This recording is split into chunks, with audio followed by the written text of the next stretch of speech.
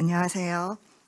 줄릭파마 코리아에서 사업개발 부서를 맡고 있는 유상아라고 합니다.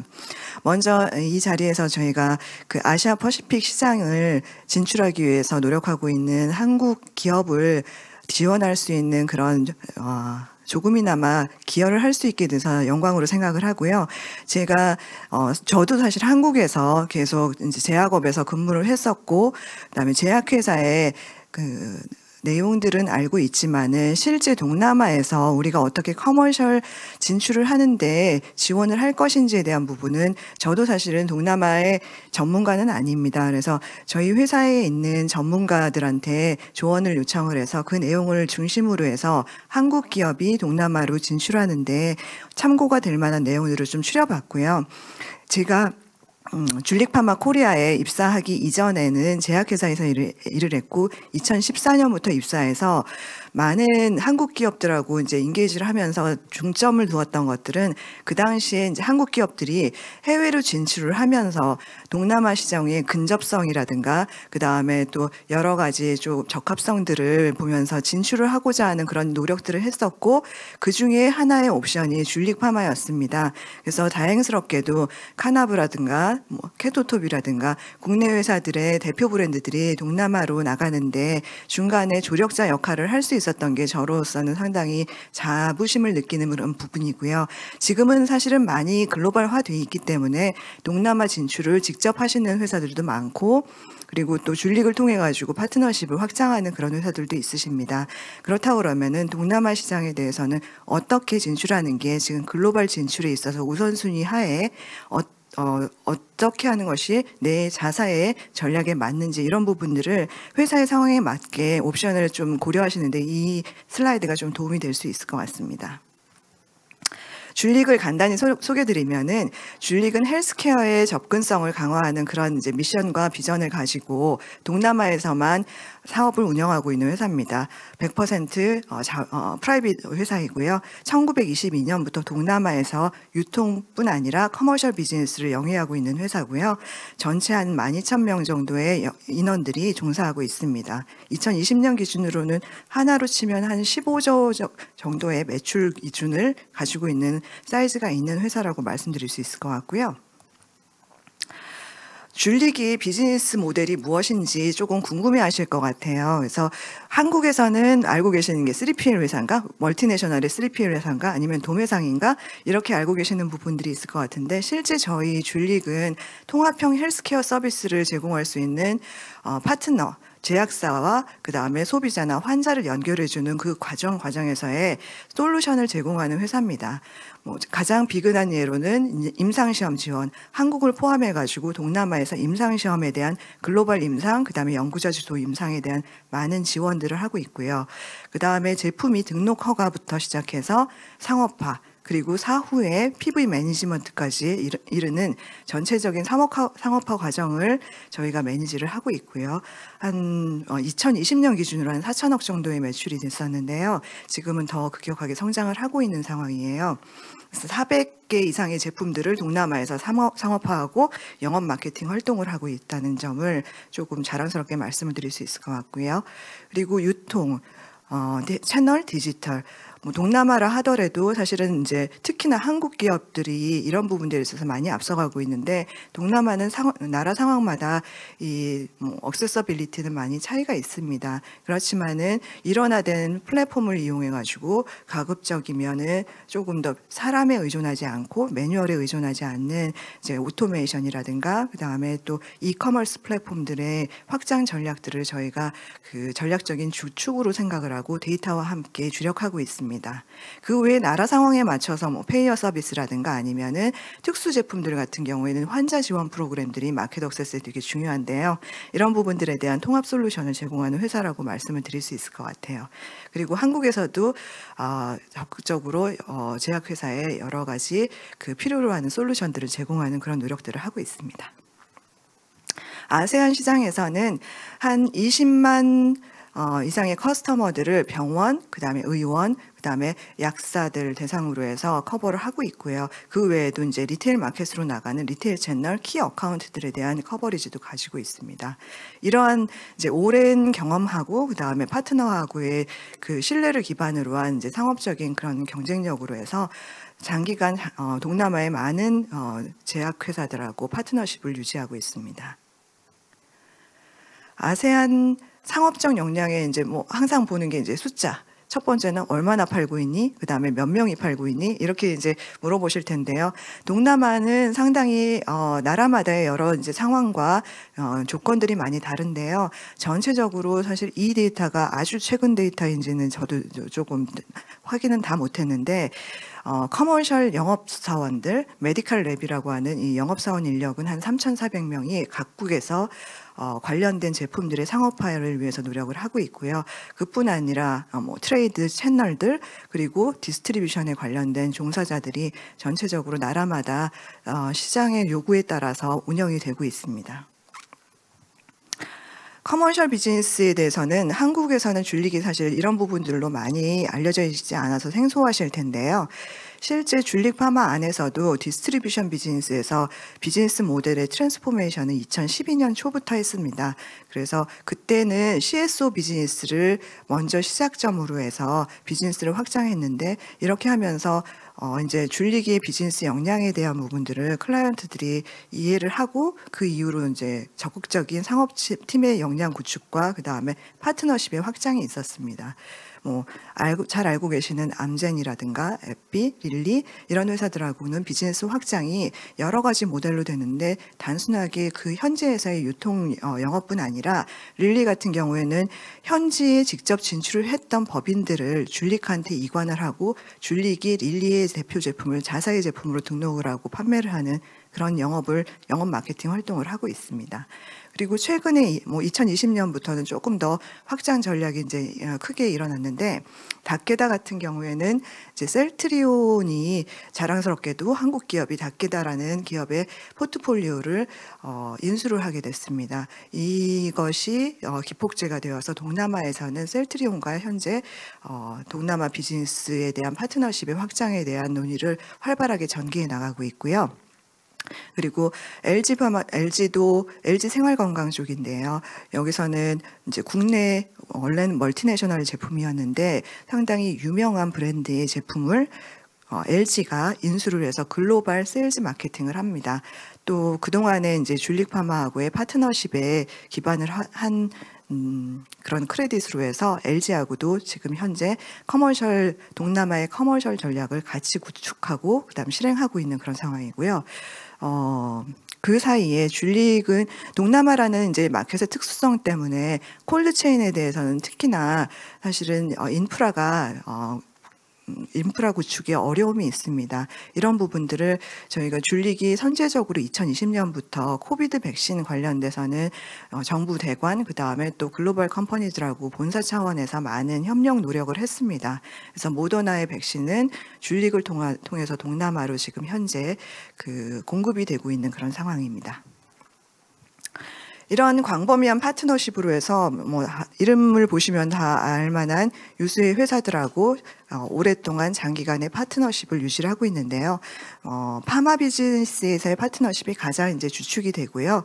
최근 들어서 컨슈머 헬스케어 관련된 비즈니스도 파마 비즈니스하고의 근접성이 있는 그런 영역에서는 많은 비즈니스 확장과 그다음에 관심의 그 문을 두드리는 회사들이 많이 있어서 이쪽으로의 비즈니스 영역 확장을 위해서 자랑스러운 건데 한국에 계시는 이제 컨슈머 헬스케어 쪽의 엑스퍼트가 줄릭 파마 커머셜 리전 조직에서 뭐 커머셜 마케팅에 대한 수장으로도 지금 역할을 하고 계시고요. 또 비즈니스 디벨롭에 관련된 역할도 해주시는 한국 분들이 계셔서 한국 K 브랜드의 가치가 점점 높아지는 부분들이 실제 저희 회사 안에서 일하면서도 느끼고 있습니다. 그러면 아시아 퍼시픽 시장만 조금 찝어가지고 말씀을 드리도록 하겠습니다. 줄릭은 앞서 보신 것처럼 사실은 제가 줄릭에 와서 아시아 퍼시픽하고 이제 한국 회사들이 진출하는 그런 부분들의 협업을 시작한 첫 사례인 것 같습니다. 역사가 상당히 짧은데 2014년부터라고 생각을 하고 있습니다. 아시아 퍼시픽 파마 마켓은 전체 시장 규모로 보면은 이미 아마 앞서서 조금 설명을 주신 분들이 IQ비아에서도 하셨을 것 같고, 그래서 간단히 말씀드리면은 37조 한 320억 불 정도 규모가 저희가 추산하는, 저희가 상업 활동을 하고 있는 그 마켓의 사이즈입니다. 전체적인 성장률은 2, 4분기 MAT 기준으로 했을 때는 5%. 한국 시장으로 한번 비교를 해보면 한국 시장이 한 21조 정도 추산을 하고 있기 때문에 그 규모는 대략 한 2배 정도라고, 2배가 조금 넘는구나 정도로 생각을 하실 수 있을 것 같고, 뭐 성장률 같은 경우에는 그동안은 이제 이머징 마켓이라고는 했지만 아직까지는 조금 이제 마켓 트렌드가 좀 믹스되어 있다라고 볼 수밖에 없는 게, 대만이나 베트남은 성장을 견인을 해서 사실 한국 시장의 한 40%, 30% 정도까지 육박하는 정도로 많이 커졌고, 그렇기 때문에 이제 상업적인 어떤 매력도가 점점 높아지고 있는데요. 그렇지만은 다른 나라들 같은 경우에는 아직 이제 코비드 영향에서 충분히 벗어나지 못한 그런 부분들도 보이기 때문에 여기서 이제 고민점이 하나 생기겠죠. 한국도 전 세계 규모로 보면 한 1%에서 2% 사이고, 그리고 예측치도 그렇고 현재도 그렇고 한 12위, 13위에서 왔다 갔다 하는데요. 그러면 동남아 시장 가장 이제 그 앞서는 똘똘한 기업 나라인 타이완 같은 경우도 20위입니다. 그러면은 이 나라들을 우리가 각계정토하는 게 좋을지, 아니면 어떻게 이 작은 나라들을 모아서 우선순위 회사들을, 나라들을 다 점령하고 난 다음에는, 공략하고 난 다음에는 어떻게 할지에 대한 이제 전략이 조금 고민이 되시는 지점일 것 같습니다. 아시아 시장의 코비드 상황도 무시할 수 없는 마켓의 팩터가 되겠죠. 리전 안에서 국가별로 백신 접종 현황은 아시다시피 많이 차이가 있습니다. 저희가 그 회사에서 그 집계하는 대시보드에서 매일 이런 내용들을 좀 보기는 하는데요. 이거는 지난달 말 기준이에요. 네, 한국 같은 경우는 이제 거의 접종률이 2차까지 완료한 접종률이 한 80%에 육박은 하지만은 실제 나라마다의 접종률 현황이 다르기 때문에, 그러면은 나라마다 또 필요로 하는 의료의 수급이 또 다를 것이고, 그다음에 마켓의 회복력이 또 다를 거라고 예측을 할 수 있을 것 같습니다. 세일즈, 이거는 이제 줄릭 안에서의 이제 전체적인 유통과 그다음에 커머셜 비즈니스의 트렌드를 봤는데, 글로벌 트렌드 IQ비아 데이터하고 크게 많이 다르지는 않습니다. 베트남은 아직은 규제의 영향을 받고 있는데, 그리고 또 이제 코로나의 영향도 있고요. 그다음에 대부분의 국가는 매출 상승 그리고 회복 중인 그런 상태로 보입니다. 보시면은 주로 성장을 견인하고 있는 치료 영역군이 안타깝게도 이제 백신이라든가 온콜로지, 다이어비티스 쪽이고, 실제 엔티박테리아라든가 이런 부분들에 대한 성장률은 마이너스 성장률을 계속 유지를 하고 있습니다. 이 부분은 다들 예견하시다시피 더 이상 이제 그 항암제라든가 중증 질환에 대한 치료를 미룰 수는 없고, 그리고 또 신약들이 계속 출시가 되면서 시장의 성장을 견인하고 있는 그런 상황이고, 또 당뇨 환자들은 아시아 퍼시픽 마켓에서 공히 아직까지는 언맷 니즈가 있는 그런 시장이고요. 백신은 이제 시기적인 특수성으로 인해서 급격하게 상승을 했습니다. 또 하나 고려할 것이, 아시아 퍼시픽 다 똑같이 다 노란색 피부를 가지고 있고 비슷한 상황인 것 같은데 나라마다 너무 여건이 달라요. 쉽게 생각하고 들어갔다가 이게 그 의미가 아니었나 하고, 아마 처음에 일찍 진출하신 분들은 많은 시행착오나 아니면 이해를 하는데 시간을 많이 가지셔야 했었을 것 같습니다. 저 역시도 마찬가지인데요. 그 풀 리임버스 마켓이라고 한국, 대만, 브루나이까지 해서는 일단은 급여가 되면은 그다음 마켓 진출에 있어서는 모든 것들이 담보가 되는, 마켓 진출의 가장 큰 배리어가 급여인데요. 다른 나라들 같은 경우는 좀 상황이 약간씩 다릅니다. 타일랜드, 그다음 베트남, 인도네시아 같은 경우에는 리임버스가 되죠. 그런데 특히 이제 특정 프라이빗 세그먼트, 일반 병원 같은 경우에 텐더가 상당히 크게 비즈니스의 성패를 좌우할 수 있겠고, 그다음 싱가포르, 홍콩, 말레이시아라든가 이런 나라들 같은 경우에는 일단 리임버스 시스템은 잘 돼 있는데 아웃 오브 포켓, 그렇죠. 개인이 지불하는 리임버스 또는 사기업이 지원해주는 리임버스 시스템이 잘 되어 있는 거죠. 그 다음에 필리핀 같은 경우는 대부분의 경우에는 셀프페이 마켓이죠. 그래서 이런 국가별로 시스템도 상이하고 그 다음에 마켓의 그 성숙도, 여건도 많이 다른데 어떻게 하면은 이런 마켓에 성공적으로 시장 진입을 할 수 있을까? 결국은 그 각각의 마켓에서의 전문 지식과 그 다음에 어떻게 효율적으로 상업화할 수 있느냐에 대한 노하우가 있는 경우에는 각각의 마켓을 직접 진출하는 것이 효율적이겠죠. 아무래도 내가 보면서 즉시 일어나는 일들에 대해서 이슈를 해결하고 그리고 또 기회를 발굴할 수 있기 때문에 만약의 경우에 현지에 법인이 있고 현지에 충분한 엑스퍼트 네트워크가 있다라면 직접 진출하는 게 맞겠죠.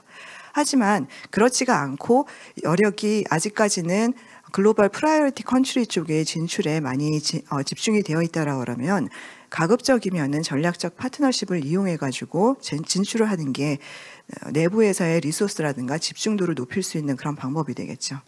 저희가 그동안 이제 같이 파트너십을 확장해온 회사들이 리스트에 있는 한 5개 회사들이 대표적이라고 말씀드릴 수 있을 것 같은데요. 2014년 이래로 꾸준하게 동남아의 여러 나라들을 줄리기 게이트웨이를 이용해서 한국에서 소개드리고 그 다음에 본사에서 소개를 드리는 그런 그리고 비즈니스 파트너십을 계약을 맺고 그 다음에 운영을 하는 그런 체계로 현재까지 저희와 파트너십을 가지고 계시는 그런 회사들이고요. 일단 진출을 해서 상업화에 성공을 하기 위해서는 아래에 보여져 있는 여러 가지 스트래티직 필러들을 충족을 해야 되는데 이 부분이 내가 다 할 수 있느냐 아니면 엑스터널 전문가를 활용할 것이냐 이런 부분들에 대한 이제 전략적인 고민이 있으실 거고요. 여기에서 각각의 하나의 연결고리들을 제대로 엮어가지 못하고 한 부분에만 집중을 하게 됐을 경우에는 결국은 원하는 이제 상업적인 성공 부분들을 가는 데 있어서 여러 가지 장애 요소가 생기겠죠. 일단 오늘은 뒷장에 그동안에 이제 저희도 어찌 보면은 처음 그렇게 그 도전적인 아시아 퍼시픽의 줄릭을 통해 가지고 게이트웨이를 통해서 진출하는 그런 이제 시도를 했었던 회사들, 그다음에 줄릭과 같이 좀 고민을 했었던 그런 회사들의 시행착오 또는 이제 키 러닝 이런 부분들을 중심으로 해서 등록허가 마켓 액세스에 조금 중점을 맞춰서 말씀을 드리겠습니다. 아세안 시장 진출할 때 이미 다들 이제 시장 마케팅 엑스퍼트들이 다 계시기 때문에 이 내용들이 조금 진부할 수도 있을 것 같은데 제가 조언을 좀 요청을 드리고 리전에서 받은 내용이라서 이 내용들이 그래도 혹시 생소하신 분들한테는 참고가 됐으면 합니다. 아세안 하모니제이션 에포트 동남아 지역 내에서는만이라도 등록 규제를 완화하고 궁극적으로는 지역 내에선 자유무역을 도모하자는 취지 하에서 이런 이제 회원국들의 의약품 등록허가 조화를 위한 실무 그룹들이 운영이 되고 있다라는 점은 우리한테 고무적일 수 있고요.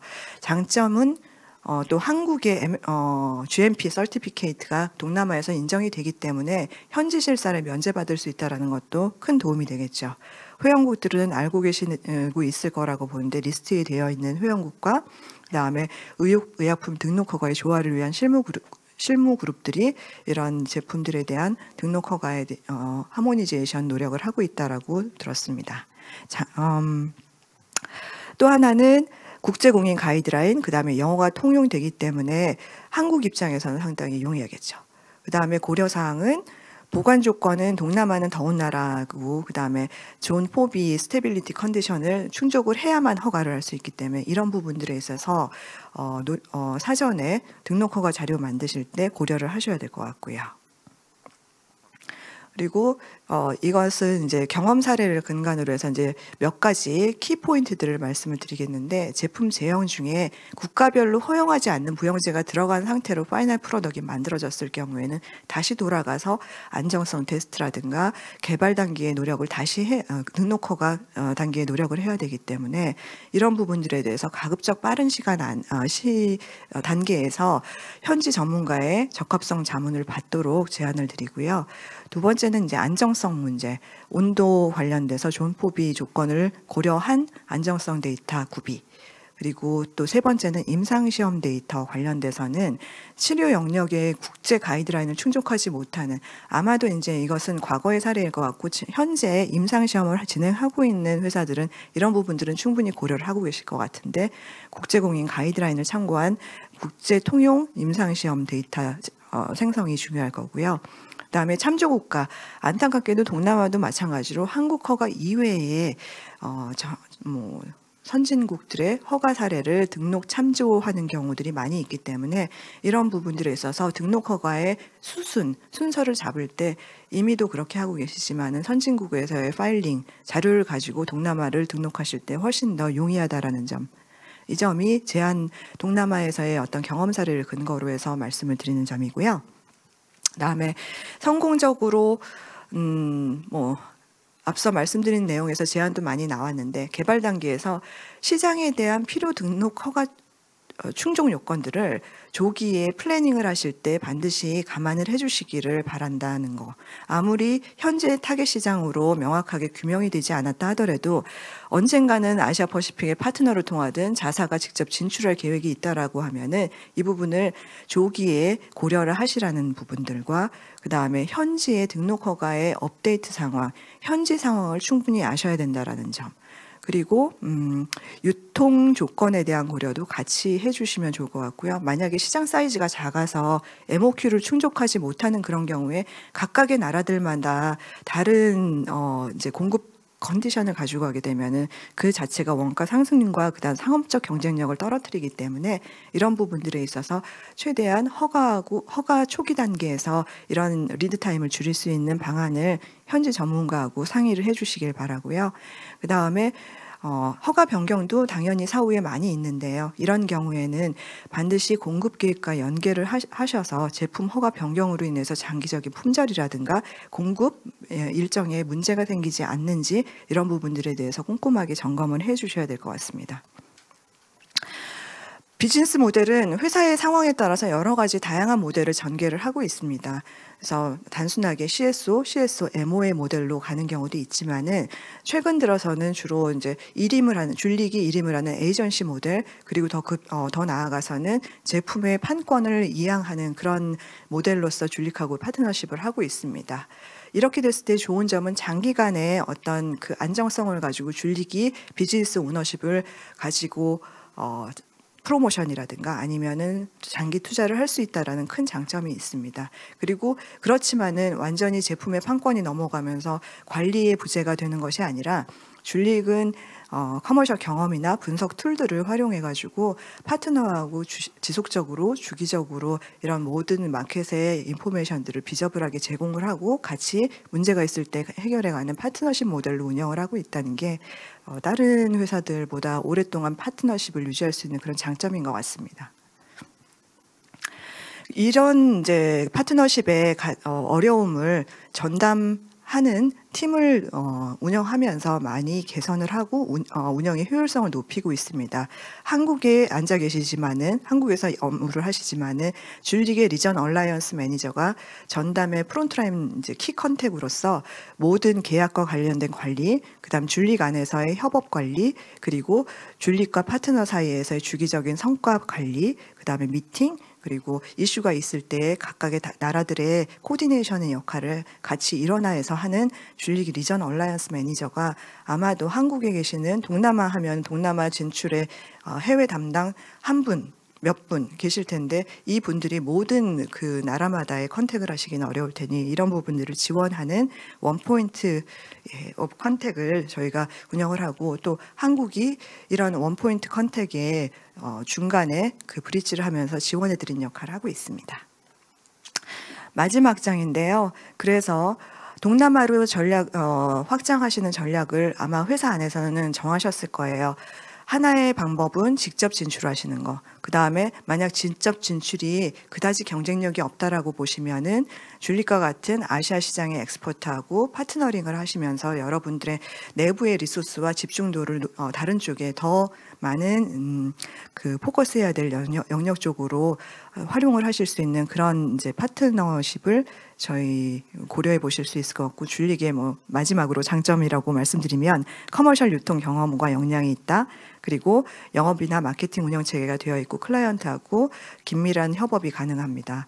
그리고 당연히 HCP, 환자, 소비자에 대한 영향력, 커버리지는 강력하지만은 여기에 또 같이 수반돼야 되는 컴플라이언스, 그다음에 품질 우선 이런 부분들에 대한 지속 가능성 추구라는 장점을 가지고 있는 회사라는 걸 말씀드리면서, 아마 궁금하신 상황들이 많을 거고 시장 상황에 대해서 조금 더 알아보고 싶으신 부분들이 있을 거예요. 그러면 저나 아니면 줄릭파마에 BD 컨택을 하시면은 저희가 성심성의껏 말씀을 드리도록 그렇게 하겠습니다.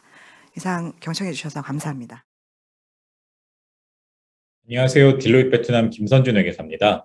저는 딜로이트 베트남 호치민 오피스에서 근무하면서 한국 기업들을 대상으로 회계, 세무, 재무자문 등의 서비스를 제공해드리고 있습니다. 오늘은 저는 베트남의 라이프 사이언스와 헬스케어 마켓과 관련돼서 말씀을 드릴 예정인데요. 베트남에 대한 전반적인 이해와 정보, 그리고 투자 시 유의점, 세무 및 관세의 순서로 말씀을 드리도록 하겠습니다. 우선 동남아시아 생명과학 및 헬스케어 시장 부분입니다. 동남아시아 의료 시장은 수요에 비해 공급이 낮고, 그리고 공공 부분의 지출이 낮기 때문에 대부분 낙후되어 있습니다. 하지만 최근 들어 공공 부분의 지출 증가와 투자 장려 정책을 통해서 동남아시아 시장의 투자가 증가하고 있는 추세입니다. 이 표에서는 6개의 국가를 나열을 했는데요. 우선 아웃스탠딩이라고 할 수 있는 싱가포르가 있을 수 있죠. 여러 부분에 있어서 가장 앞서 있는 그런 국가라고 할 수가 있고요. 그 다음으로는 말레이시아와 태국이 세컨 티어라고 볼 수가 있겠고, 오늘 말씀드리고자 하는 베트남은 인도네시아, 필리핀과 함께 서드 티어에 해당한다고 생각하시면 될 것 같습니다. 베트남 시장에 대해서 좀 더 자세히 알아보면, 베트남은 2020년 기준으로 인구가 약 9억 7,300만 명, 약 1억 명에 이르는 그러한 시장이고요. 65세 이상의 인구 비율이 약 6.9%에 해당하는 그런 국가라고 할 수가 있겠습니다. 65세 이상 인구 비율은 앞서 보여드린 이 표와 비교해보면 싱가포르나 태국에 비해서는 약 절반 정도의 수준이라고 볼 수가 있고요. 말레이시아와 인도네시아와 유사한 수준이라고 보시면 되겠습니다. 그리고 실제로도 인구의 60% 이상이 35세 이하의 정도로 상당히 젊은 국가이고요. 1인당 의료비 지출액은 2020년 기준으로 약 USD 217불, 200불대 초반을 보여주고 있고요. 이는 GDP 대비했을 때 약 6.1%에 해당하는 그런 비율을 나타낸다고 할 수가 있습니다. 2020년 기준으로 인구 1000명당 병원 병상의 숫자는 약 1.7개에 해당을 하고요. 오른쪽 표는 이 시장의 성장입니다. 헬스케어 시장에 있어서 소비와 이 매출액의 증가인데, 보시면 알 수 있다시피 2015년부터 2024년 예측치까지 계속 가파르게 성장하고 있는 것을 보실 수가 있겠습니다. 베트남은 많은 인구와 그리고 급속한 도시화가 이루어지고 있고, 그리고 계속적인 경제 성장에 따라 소비력의 증가함에 따라서 의료 시장의 성장 동력이 되어가고 있습니다. 특히 베트남 정부 같은 경우에는 공공의료 부분을 국가개발 우선순위로서 정부 예산을 지원을 하고 있고요. 현재 의료 부문 지출이 아까 말씀드린 것처럼 약 6.1% 수준으로 아시아 내에서 가장 높은 국가 중에 하나입니다. 베트남 의료 시장은 공공 부분과 민간 부분으로 나뉘어질 수가 있을 텐데요.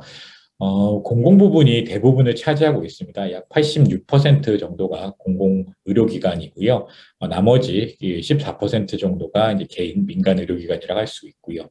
공공기관 같은 경우 각 지자체별로 관리가 되고 있고, 대부분이 호치민이나 하노이 같은 대도시를 중심으로 위치를 하고 있습니다. 현재 베트남에는 약 1312개의 국립병원 및 219개의 개인 병원이 있고요. 총 병상 수는 약 16만 5천 개의 수준입니다.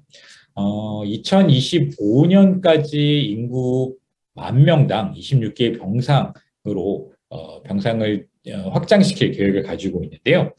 이럴 경우에는 앞서 보시는 표는 1000명당으로 되어 있긴 했습니다만 지금 1000명당 약 1.7개 베트남 수준이라고 본다면 2025년까지 약 1000명당 2.6개로 확장을 하겠다라는 계획이고요.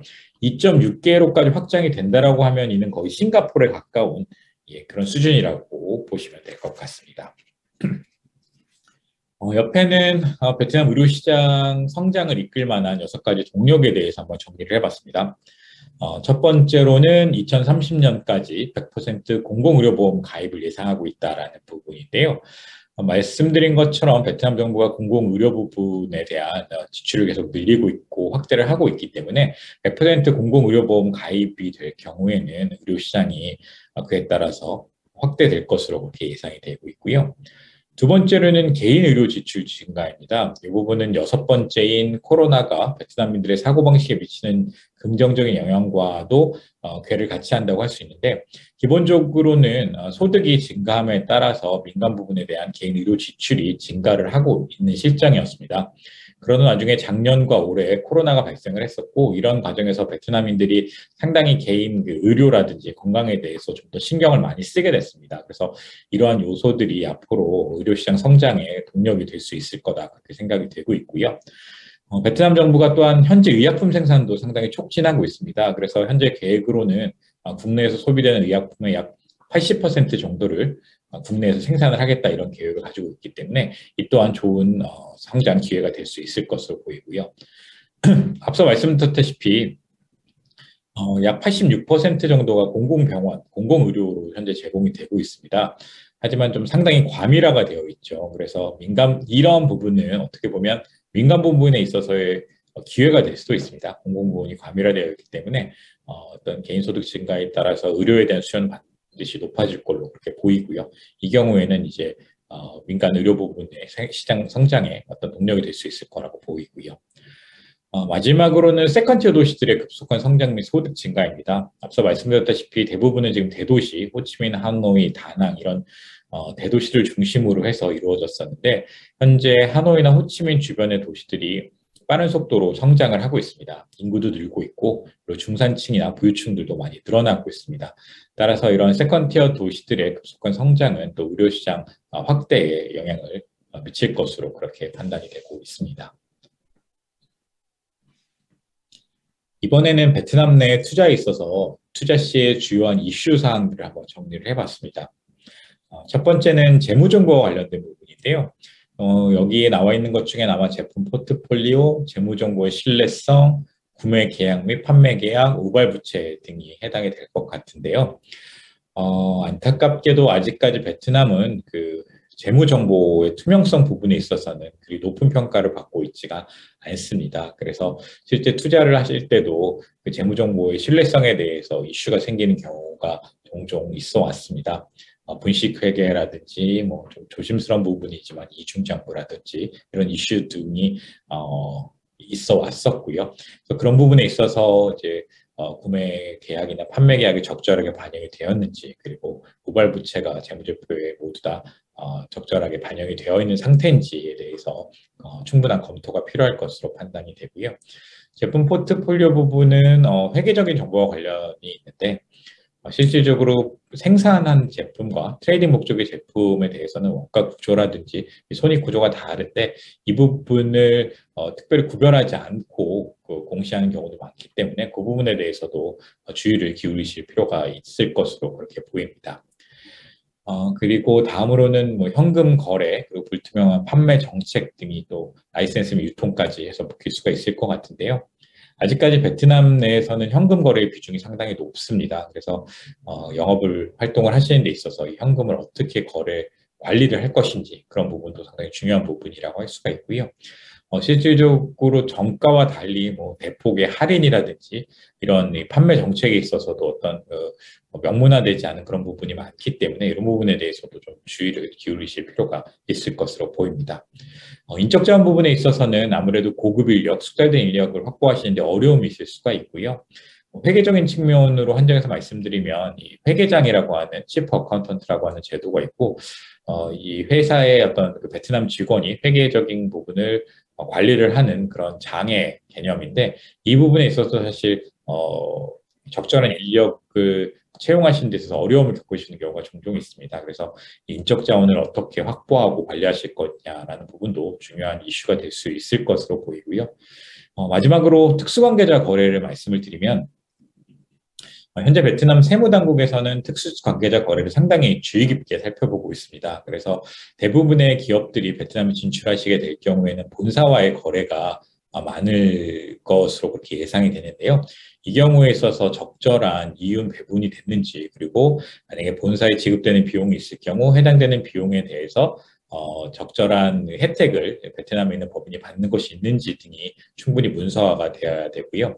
또 한 가지는 꼭 해외에 있는 특수관계자 거래뿐만이 아니라 베트남 내에는 현재 많은 그 세제 혜택 등이 주어지고 있습니다. 그래서 만약에 본사가 위치한 곳과 다른 곳에 어떤 지점이 위치하고 뭐 생산 목적의 뭐 공장 등이 지점으로 등록된 경우에는 그런 두 베트남 내 법인 간의 거래에 있어서 그 본지점 간의 거래에도 특수관계자 거래로 분류가 되어서 각 지역 세무서에서 챌린지를 당하는 경우가 있기 때문에 그 특수관계자 거래 부분도 상당히 많은 관심을 기울이셔야 되는 부분이라고 할 수가 있겠습니다. 다음은 관세 및 조세 관점에서의 베트남 시장입니다. 기본적으로 수출과 이제 수입으로 관세적인 측면을 먼저 살펴보자면 수출 같은 경우에는 특별관리로 분류되는 의약품이나 의약품 원재료가 아닌 경우에는 수출 허가가 필요하지 않습니다. 그런 부분에 대해서는 명문화가 되어 있고요. 그 부분에 따라서 수출 허가가 필요한 경우에만 수출 허가를 얻으시면 되고요. 반면에 수입 관리 부분에 있어서는 한 가지가 더 있습니다. 마케팅 어솔라이제이션이라고 해서 일종의 그 판매 허가죠. 이 판매 허가가 획득되었는지 여부에 따라서 만약에 획득되지 않았다라고 할 경우에는 특별관리 대상 의약품 및 의약품 원재료와 같이 수입 허가가 필요하고요. 만약에 이 MA 증서가 획득되었고 특별관리 대상이 아닌 경우에는 특별한 수입 허가가 필요 없는 그런 상황입니다. 베트남 관세적인 측면에서 보면 관세 감면을 많이 해주고 있습니다. 실질적으로 자유무역 협정, 한 베트남 간의 자유무역 협정, EU 베트남 간의 자유무역 협정 등을 통해서 여러 가지 관세 감면 및 혜택을 주고 있고요. 특히 수출을 위한 제조 및 투자 활동에 대해서는 여러 가지 수입세 면제 제도를 운영을 하고 있습니다. 그래서 관세 감면 혜택을 받으실 수 있는 부분에 대한 검토도 필요하실 것으로 보이고요. 그리고 특별 세관 심사나 조사는 축소하고 단순화해 가는 그런 과정에 있습니다. 그리고 베트남은 코로나로 어려운 시기인 가운데서도 전년도 수출입 물량이 약 20% 이상 증가하는 그런 기록을 보였는데요. 이렇게 물동량이 증가함에 따라서 아직까지는 베트남이 디지털화가 이루어지지 않은 것이 많은데 전통적인 서류 중심에서 전자적인 방식으로 이 관세 행정 절차도 개선해 나가려고 노력을 하고 있습니다. 그래서 관세적인 측면에서는 관세 감면 혜택을 받으실 수 있는지, 그리고 현재 이렇게 심사 조사가 축소되고 있고 디지털화가 이루어지고 있다라는 부분을 알아두시면 좋을 것 같고요. 세무와 관련돼서는 앞서 잠깐 말씀드린 것처럼 베트남 내 여러 가지 법인세 혜택을 주어지고 있습니다. 법인세 혜택이 주어지고 있는데 그 기준은 뭐 위치, 어느 지역에 위치하였느냐라는 하이테크 공단이라든지 아니면 뭐 경제 특구 아니면 사회적으로 어려운 곳에 위치한 위치 기준의 법인세 혜택도 있고요. 그 밖에 산업, 어떤 산업에 종사하고 있느냐, 첨단 기술 산업, 의료 서비스, 뭐 R&D 등의 산업이냐, 혹은 특정한 일정 규모 이상의 어떤 투자이냐에 따라서 법인세 인센티브를 부여를 하고 있습니다. 일반적으로 이 공단 지역에 입주하실 경우 가장 흔하게 받으실 수 있는 법인세 혜택은 법인세 2년 면제, 4년 감면 혜택입니다. 법인세 같은 경우는 보통 면제, 법인세 면제 혹은 그 이후 기간에 대한 감면 그리고 우대세율로 이루어져 있고요. 말씀드린 것처럼 일반적으로는 2년 면제, 4년 감면을 받으실 수 있지만 특정한 조건을 만족하실 경우에는 2년이 아닌 4년 동안 법인세 면제, 그리고 9년 동안의 법인세 50% 감면, 그리고 15년간의 우대세율을 적용받으실 수가 있습니다. 따라서 베트남에 투자를 고려하실 때는 이 해당하는 투자가 법인세 인센티브를 받으실 수 있는 부분인지에 대한 검토가 반드시 필요하다고 볼 수가 있겠고요. 오른쪽은 부가가치세 혜택에 대한 부분입니다. 부가가치세가 한국과 조금 다른 부분이 있는데 기본적으로 부가가치 세율 자체는 10%가 기본 세율이고 그리고 영세율과 5% 세율이 적용이 되고 있습니다. 한국과 유사하게 의료 서비스, 수출 제품 서비스에 대해서는 영세율이나 면제를 적용을 하고 있고요. 의료 장비, 기계 및 도구에 대해서는 5%의 법인세율이 적용이 되고 있습니다. 베트남 같은 경우는 법인세가 환급이 기본이 아니고요. 한국 같은 경우는 환급이 기본이죠. 그래서 매입세액이 매출세액보다 더 많을 경우에는 그 금액에 대해서 차액만큼 이제 더 환급을 해주는 것이 기본적인데 베트남 경우는 환급이 기본이 아니라 공제를 기본으로 하고 있습니다. 그래서 만약에 매입세액이 매출 부가세액보다 많을 경우에는 이 차액을 차기에 매출 부가세에서 공제하는 방식으로 그렇게 처리를 하도록 기본적으로 하고 있고요. 몇몇 특정한 경우에 있어서만 부가세 환급을 허용하고 있습니다. 그 중에 하나가 이제 투자 단계에 있어서의 부가가치세 매입세액인데요. 사실 초기 투자 단계에 있어서는 기계 및 설비 투자 때문에 매입 부가세가 많이 발생을 하게 되는데 본격적인 영업이나 생산 활동에 앞서서 발생한 부분은 기존에 신청을 하시면 투자 단계 매입 부가세는 환급을 받으실 수가 있습니다. 그리고 만약에 수출 활동을 하게 될 경우에는 이 부분은 본격적으로 영업 활동을 시작하게 된 이후에도 수출 활동이 주된 활동의 경우에는 해당하는 비율에 따라서 부가세 환급을 받으실 수가 있습니다. 따라서 투자 단계라든지 혹은 영업 활동에 따라 수출 활동이 있을 경우에는 부가세 환급이 가능한지에 대한 검토도 반드시 필요하다고 그렇게 말씀을 드릴 수가 있을 것 같고요. 마지막으로 베트남에 진출하시는 기업들이 관심을 가지는 것 중에 하나가 향후에 베트남 법인에서 이익이 발생을 했을 때 본사에 송금하는 데 어려움은 없는지 이런 부분에도 관심을 많이 가지십니다. 이 오른쪽 맨 아래에 나와 있는데요. 현재 해외 배당 지급에 대해서는 베트남 정부에서는 큰 제한을 두고 있지는 않습니다. 물론 몇 가지 요건이 있습니다. 신고해야 되는 요건이 있고요. 그리고 아주 상식선에서 누적 결손이 아니어야 되고, 그리고 누적 이익이 발생한 상태에서 그 해당하는 이익에 대한 법인세를 모두 다 납부했을 때 그 금액을 한도로 해서 해외 배당이 가능하고요. 이때 신고해야 되는 의무는 있습니다만 그 이외에 특별한 제한이라든지 거기에 대해서 어떤 원천징수세라든지 이런 부분은 부과되지 않고 있습니다. 마지막으로는 베트남 내 법인 설립에 대한 부분입니다. 베트남 투자 진출 방식은 직접 투자와 간접 투자로 나누어질 수 있는데 오늘 참석해 주신 대부분은 직접 투자를 고려하고 계시겠죠. 신규 법인을 설립하거나 아니면 베트남 기존 업체의 자본 출자, 인수합병을 통한 직접 투자를 계획 중이실 거라고 생각을 하고 있고요. 이렇게 신규 법인을 설립하는 것에 대한 라이센스 절차를 오른쪽에 정리를 해봤습니다. 두 가지 형태로 나누어서 법인 설립 및 지사 혹은 대표 사무실 설립 절차로 나누었고요. 물론 이제 법인 설립 절차가 더 복잡합니다. 그리고 지사 대표 사무실 절차가 더 단순한데 이 부분은 회사가 앞으로 베트남에 진출해서 어떤 영업 활동을 하실 것인지에 따라서 달라질 수 있을 것이라고 보이고요. 실제로 여기 각 단계별로 소요되는 예상 일자를 적어 놓기는 했습니다만 솔직히 말씀드리면 이 일자들을 정확하게 진행된다고 말씀드리기는 좀 어려울 것 같습니다. 베트남도 정부 행정 절차가 그렇게 신속하게 진행되고 있지는 않기 때문에 이 일자 자체는 어느 정도 참고 가이드라인으로만 보시면 될 것 같고요. 실제에 있어서는 조금 더 여유를 가지고 계획을 세우시는 것이 필요하다고 생각이 되고요. 또 한 가지 많이 받는 질문 중에 하나가 지사나 대표 사무실을 설립했을 때 세무당국의 챌린지를 받느냐라는 부분인데요. 동남아에서 이런 부분이 좀 이슈가 많이 되고 있죠. 그런데 베트남은 아직까지는 이런 지사에 대해서 대표 사무실에 대해서 챌린지를 많이 인도네시아나 다른 동남아시아 국가처럼 받지는 않고 있는 상황입니다. 외국인 계약제세를 통해서 베트남에서 이익을 발생한 경우에는 대부분 세금을 납부하게 하고 있다라고 생각을 해서인지 이 부분에 대해서는 아직까지는 그렇게 엄격하게 적용을 하고 있지는 않은데요.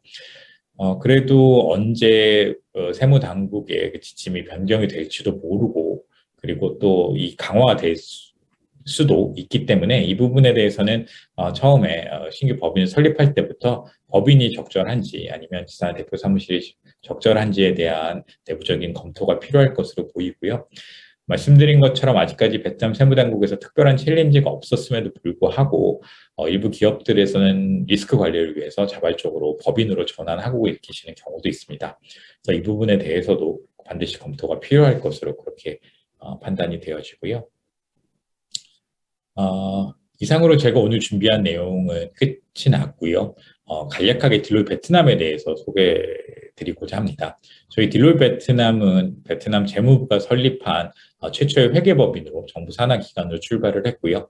민영화가 되면서 딜로이과 파트너십을 맺고 딜로이 베트남으로 약 지난 30년 동안 베트남 내에서 여러 가지 자문 용역을 수행하여 오고 있습니다. 오늘 발표드린 내용이나 아니면 향후에 베트남 진출을 고려하고 계시거나 혹은 이미 베트남에 진출해 계신 기업들 중에서 회계, 세무, 밖에 M&A라든지 투자 부문과 관련돼서 궁금하신 점이 있으시면 여기 나와 있는 연락처로 연락을 주시면 언제든 성심성의껏 도움을 드릴 수 있도록 하겠습니다. 오늘 귀한 시간 내주셔서 정말 감사합니다. 안녕하세요. 저는 태국 DCF 헬스케어의 방상훈입니다. 2011년부터 한국의 의약품을 수입하여 태국에 판매를 하고 있고요. 약 10여 년 동안 저희가 경험했던 여러 가지 경험을 바탕으로 오늘 발표 자료를 준비를 했습니다. 우선 태국 의약품 시장에 대해서 간략하게 살펴보고 시작을 하도록 하겠습니다. 태국은 전체 의약품 시장 규모가 원화로 약 6.5조 원 정도 되는 시장 규모입니다. 전체 시장 규모는 한국의 약 25% 정도의 시장 규모이고요. 전체 의약품 6.5조 원 중에서 OTC가 20% 시장을 차지하고 있고 사립병원이 20%, 국립병원이 60% 시장을 차지하고 있습니다. 따라서 태국에 의약품을 수출하기 위해서는 이 국립병원을 배제하고는 좋은 성과를 낼 수가 없습니다. 실제로 태국에 의약품을 수출하고자 하는 경우에 태국에 있는 현지 법인을 통해서 의약품을 수출해야 되는데요. 태국은 의약품을 수입할 수 있는 회사는 반드시 태국 법인이어야 되고, 또한 2020년부터는 GDP 인증 제도가 시작되기 때문에 태국 법인이면서 GDP 인증을 보유하고 있는 회사만이 의약품을 수입해서 유통할 수 있습니다. 따라서 이런 요건을 갖춘 회사들과 사업을 하실 수가 있습니다. 그러면 구체적으로 어떤 회사들과 사업이 가능한지에 대해서 말씀을 드리도록 하겠습니다. 우선은 직접 현지 법인을 설립한 다음에 사업을 하실 수가 있고요. 두 번째는 이런 자격을 가지고 있는 태국의 파트너를 통해서 사업을 하실 수가 있습니다. 그 파트너는 우선은 태국의 제조시설을 보유하고 있는 약 145개의 태국 제약회사가 우선 고려 대상이 될 수가 있고, 두 번째는 제품 허가, 수입, 판매, 배송만을 하고 있는 태국의 도매상들과 사업을 하실 수가 있고요. 또 제품 허가와 수입만 받은 후에 의약품을 이런 태국의 디스트리뷰터나 제약회사에 공급해서 수입을 하고 있는 에이전트를 통해서 사업을 하실 수가 있습니다. 태국에서 수출을 하기 위해서 가장 중요한 것들은 뭐 잘 아시겠지만 세 가지 요건입니다. 첫 번째는 당연히 태국에서 통할 수 있는 좋은 제품이 가지고 있어야 되고요. 이 제품을 잘 판매할 수 있는 파트너를 보유하고 있어야 됩니다. 그리고 파트너와 계약을 체결한 이후에 빠른 시간 내에 허가를 받을 수 있어야지만이 태국에 수출할 수가 있습니다. 이 세 가지 사항에 대해서 좀 더 구체적으로 살펴보도록 하겠습니다. 우선 어떤 제품을 선택해야 되는가?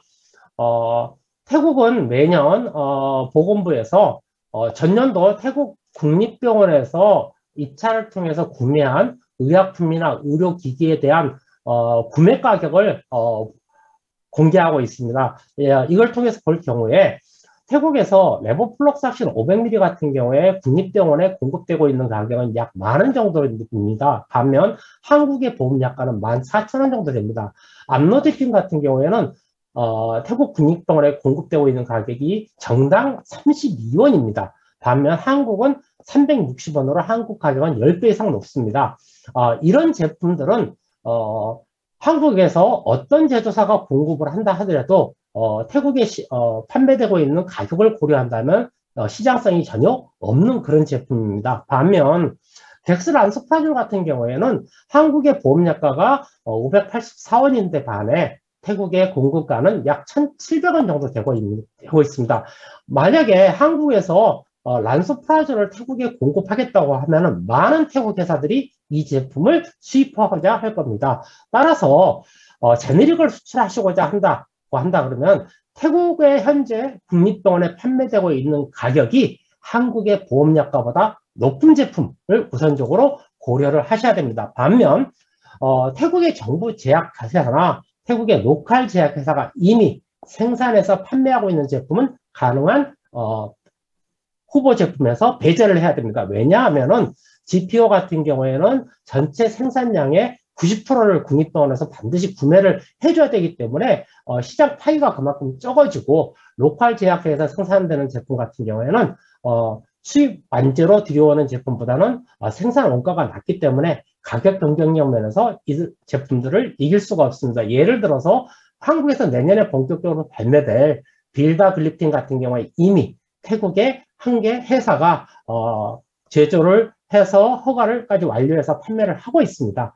그리고 태국에는 태국의 어떤 로컬 제약회사를 육성하기 위해서 퍼스트 제네릭을 태국 정부 병원에서 우선적으로 구매해주는 이노베이티드 메디신이라는 이런 정책을 하고 있습니다. 그래서 여기에 리스팅이 되어 있는 제품들 내지는 태국 정부에서 보험 재정을 전략하기 위해서 특정 의약품에 대해서 입찰 시 상한가를 정해놓고 그 상한가 이상으로는 구매를 못하게 하는 이런 리미티드 프로덕트 메디신 같은 이런 제품들은 확인하신 다음에 배제를 하시는 게 좋습니다. 그리고 현재 수출하시고자 하는 제품이 NLEM 리스트에 들어가 있는지도 확인해 봐야 됩니다.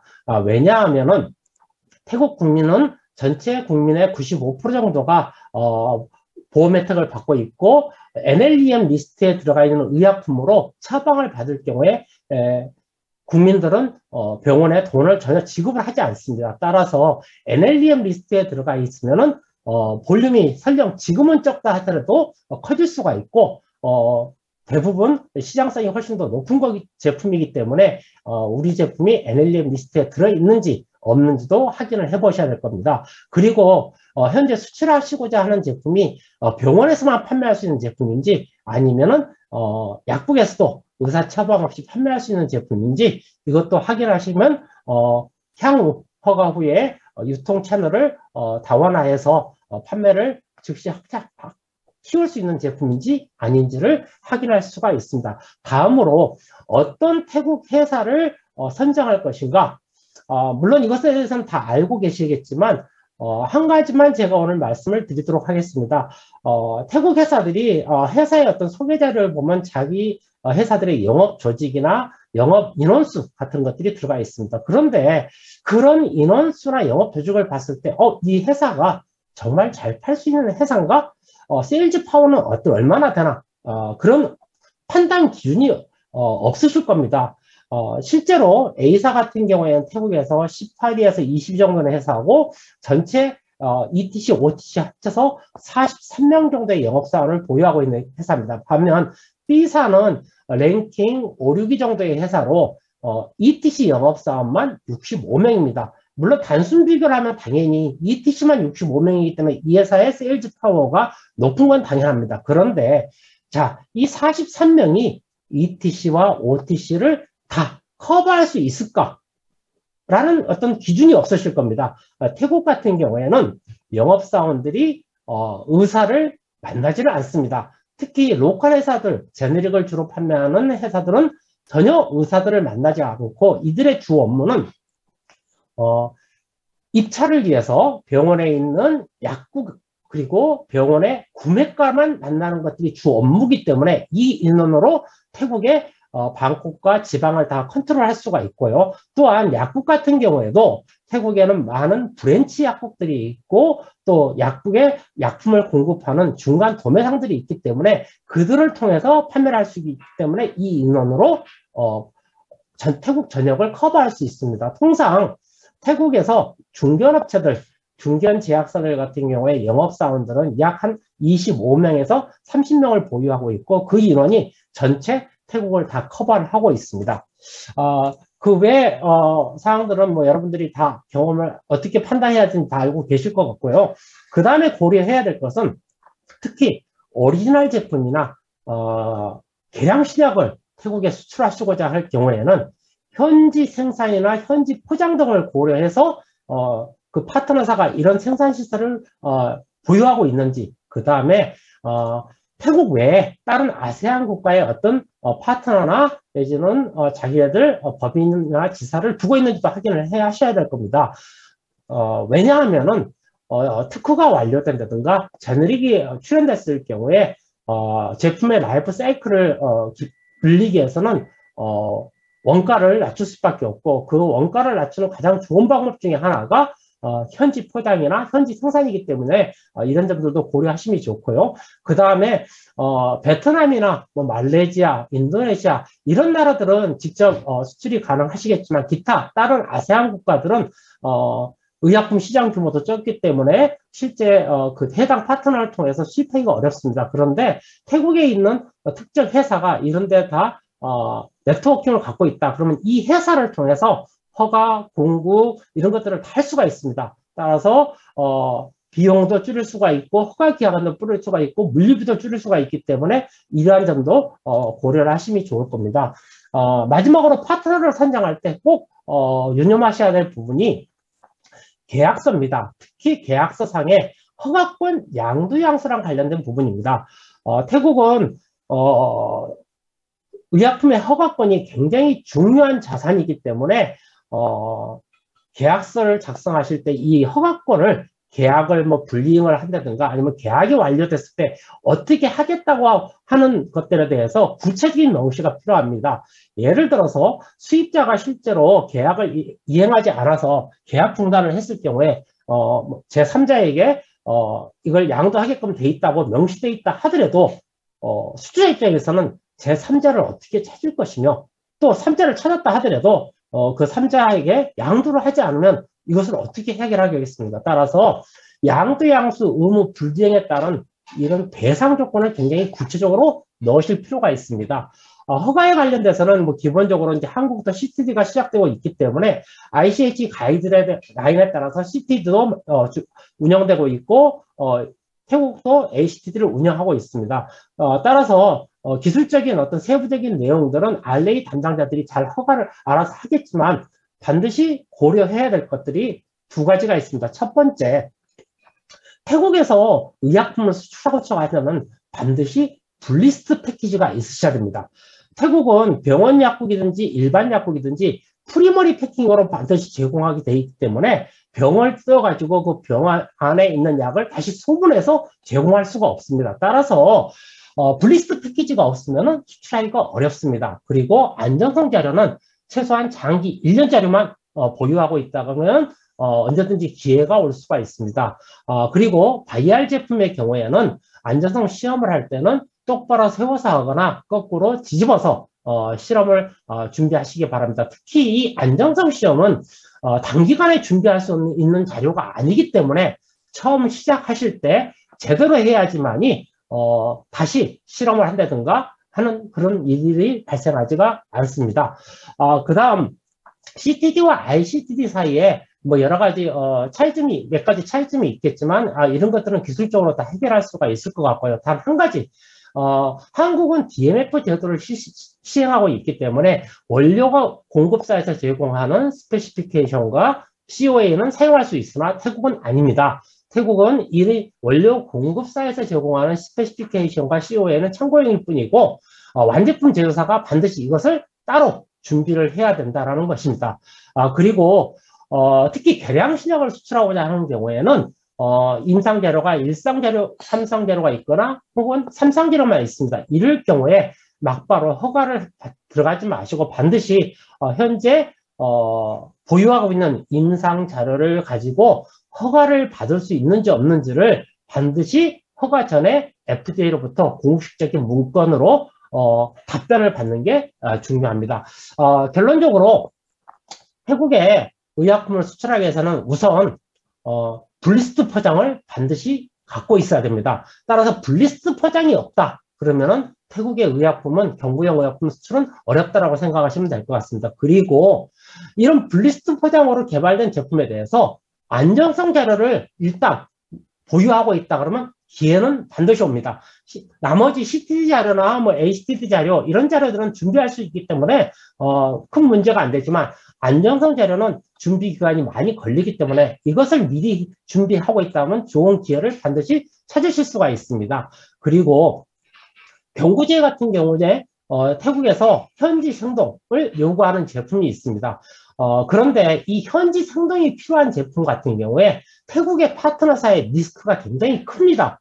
이런 태국 파트너사의 리스크를 어떻게 줄여줄 수 있을지에 대한 어떤 안을 만들어 제공한다 그러면 태국 파트너가 기꺼이 삐를 하고 기사의 제품을 수입하고자 할 겁니다. 마지막으로 한국과 태국의 허가 기준의 차이로 인해서 실제로 허가를 들어갔을 때 제공해 줄 수 없는 자료들이 있습니다. 그럴 경우에 스톱할 게 아니고 포기할 것이 아니고 태국 FDA가 가지고 있는 프로덕트 이밸류에이션 시스템을 통해서 그것을 극복할 수가 있습니다. 그래서 이런 태국 FDA 자료를 가지고 대안을 만들 수가 있기 때문에 그것도 크게 우려하지 않으셔도 됩니다. 마지막으로 저희가 그동안 했던 사례들 중에서 몇 가지 사례만 발표를 하도록 하겠습니다. 우선은 이미 발표된 건데 아셀렉스가 태국에서 약 한 200억 정도의 어떤 계약을 이미 체결하고 현재 허가를 받고 있습니다. 이 사업이 성공했을 수 있었던 이유는 제조사에서 임상 자료인 CCD 자료를 보호하고 있었고 태국 수입상 같은 경우에는 다양한 채널에 대한 판매 조직과 그 다음에 제너릭뿐만 아니라 오리지널을 현재 판매하고 있기 때문에 오리지널 마케팅 노하우를 보유하고 있기 때문에 가능했고요. 그 다음에 향후에 특허가 완료됐을 경우에 현지 패킹도 고려를 하고 있고 또 이 제품을 태국뿐만 아니라 다른 아세안 국가에도 이 수입상을 통해서 공급한다라는 게 가능했기 때문에 체결된 계약입니다. 그리고 아까 말씀드렸다시피 레보플록삭신 같은 경우에는 굉장히 한국 제약회사 입장에서는 레드마켓입니다. 그런데 태국에서 현재 750mg의 선택과 집중을 해가지고 연간 약 한 45,000배 정도를 현재 수출을 하고 있습니다. 이것의 가장 큰 성공 요인은 한 제형에만 선택과 집중을 했다라는 것이고 이 회사가 현재 항생제를 생산하고 있고 판매하고 있는 회사인데 이미 이런 항생제 KOL을 비롯해서 항생제의 어떤 판매에 대한 다양한 노하우를 갖고 있었기 때문에 단기간에 국립병원 입찰 시장에서 좋은 성과를 거둘 수가 있었습니다. 그리고 마지막 사례로 로슈바스타틴과 에제티틴에 대해서 복합제에 대해서 말씀을 드리겠습니다. 이 제품은 한국의 많은 회사들이 현재 허가를 가지고 있고 생산을 하고 있습니다만은 약 특정 회사가 200만 정도의 어떤 계약을 체결할 수 있었던 것은 이 회사가 전법이 안정성 시험을 갖고 있었기 때문입니다. 실제로 성공 사례만 있었던 게 아니고 저희가 하면서 여러 가지 실패 사례도 있었는데요. 그 중에 특히 허가를 받기 전 시장 사항을 봤을 때는 충분히 시장성이 있다라고 해서 허가를 진행했는데 허가 완료 후 시장 상황 환경의 변화로 인해서 판매를 못하는 그런 사례가 있었습니다. 이것은 충분한 시장 조사가 되지 않았기 때문에 발생한 사례로 이런 사례들은 굉장히 많은 소모적인 어떤 시간과 비용을 발생시키기 때문에 수출자 입장에서도 그리고 수입자 입장에서도 굉장히 큰 손실을 낳게 되게 되었습니다. 지금까지 말씀을 드렸습니다만은 수입자의 리스크가 일단은 최소화될 수 있도록 수출자가 준비를 하셔야 되고요. 그 다음에 수출자가 계약 후 8개월 이내 그 해당 제품의 허가를 넣을 수 있도록 모든 것들을 제공할 수 있다면 어떤 태국 회사도 그 제품을 원할 것입니다. 지금까지 말씀드린 내용 중에서 궁금하신 사항이나 추가적으로 어떤 문의가 있으시면 이메일로 보내주시면 저희가 정성껏 답변을 드리도록 하겠습니다. 감사합니다. 네, 안녕하십니까. 일동제약 해외사업부 안남인입니다. 금일 이렇게 좋은 자리에서 저희 일동제약의 경험을 공유할 수 있는 기회를 주신 한국제약바이오협회 관계자분들과 이 슬라이드를 만드는 데 많은 도움을 준 저희 후배 직원들에게 감사의 말씀을 전합니다. 그리고 저희 일동제약보다 태국에 더 많은 경험이 있는 회사들이 많으실 텐데 제가 얘기를 하니 좀 긴장이 됩니다. 그럼 시작하도록 하겠습니다. 오늘 말씀드릴 순서는 보시는 바와 같이 일동제약 소개, 그리고 태국 의약품 시장 동향, 태국 진출 사례, 태국 진출 시 고려사항으로 구성을 하였습니다. 네, 일동제약은 인류의 건강과 행복한 삶에 기여하는 초인류 기업이라는 기업 이념과 인간 존중, 품질 경영, 가치 창조라는 경영 이념으로 운영되고 있습니다. 저희 일동제약은 1941년 설립되어서 올해 80주년이 되었고요. 현재 근무하고 있는 직원 수는 대략 1,500명 정도입니다. 그리고 저희 일동제약은 2016년 기업 분할을 통해서 일동홀딩스와 일동홀딩스 산하에 일동제약을 포함한 7개 계열사로 구성되어 있습니다. 네, 다음으로는 태국 의약품 시장 동향에 대해서 말씀드리겠습니다. 보시는 것처럼 태국은 동남아시아에서 두 번째로 큰 규모의 시장이고요. 다른 동남아시아 국가와 비슷하게 제네릭 위주, 그리고 수입 의약품 위주의 시장입니다. 통계적으로는 수입 의약품의 규모가 한 4배 정도 더 크다고 알려져 있고요. 그리고 의료 인프라를 잠깐 살펴보시면 GMP 제조사가 약 144개, 또 이 중 5% 정도가 API를 생산할 수 있다라고 합니다. 보시는 것처럼 의사 수도 단순히 비교해도 우리 한국에 비해서는 상당히 적은 편인데요. 통계적으로 인구 1000명당 한국은 대략 한 2~3명 정도의 의사가 배정이 되어 있지만 태국은 1명 또는 그 이하입니다. 다음으로는 태국 의약품 시장의 정책적인 부분과 정부 정책적인 부분과 인구 고령화, 그리고 의약품 구매의 메인이 되는 입찰 시장에 대해서 말씀을 드리도록 하겠습니다. 태국은 2017년에 2032년까지 고소득 국가로의 진입을 위한 타일랜드 4.0 정책을 발표했고요. 이에 대한 이를 달성하기 위해서 4가지 목표를 제시하였습니다. 경제적 번영, 사회적 행복, 그리고 인간 가치 향상, 환경 보호, 이렇게 4가지인데요. 또 이러한 목표 달성을 위해서 새로운 성장 동력 중에서도 의료 관광, 그리고 혁신 우선순위 중에는 제조 부문을 포함한 메디컬 허브, 그리고 혁신 클러스터 중에는 바이오메드와 같은 의료 산업에 대한 이런 내용들이 다수 포함되어 있습니다. 또 이를 달성하기 위해서 태국 정부는 글로벌 R&D 네트워크를 구축하겠다라고 얘기를 하고 있습니다. 그리고 태국은 고령화가 상당히 빠른 나라 중에 하나라고 알려져 있는데요. 다들 예상하시다시피 고령화가 진행되면 의료비 지출이 증가할 것이고, 또 의료비 지출 증대됨에 따라 당연히 의약품의 수요도 증가될 것으로 예상하실 겁니다.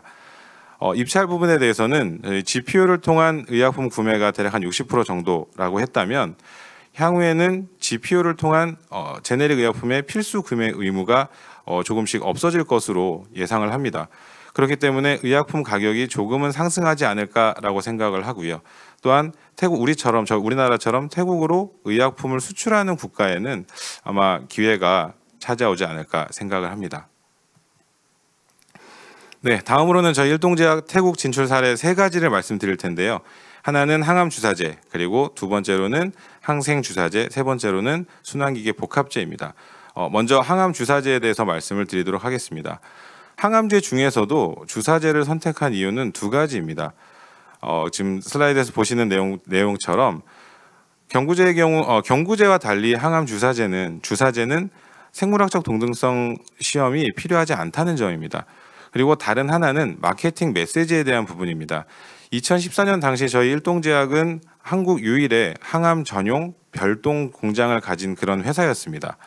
물론 현재까지 세포독성 항암제나 또는 세파제 일부 몇몇 계열의 제품에 있어서는 별동이 아닌 어쨌든 별동보다는 제조 구역의 분리라는 것으로도 충분히 생산이 가능합니다.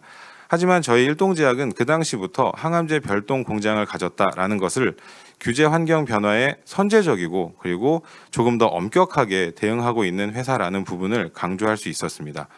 또 이렇게 담당자가 열심히 노력한 결과로 2017년에 저희 TFDA에서 항암제 승인을 받았고요. 또 첫 선적이 이루어졌습니다. 현재까지 매년 2.5배 정도 성장을 하고 있는데요.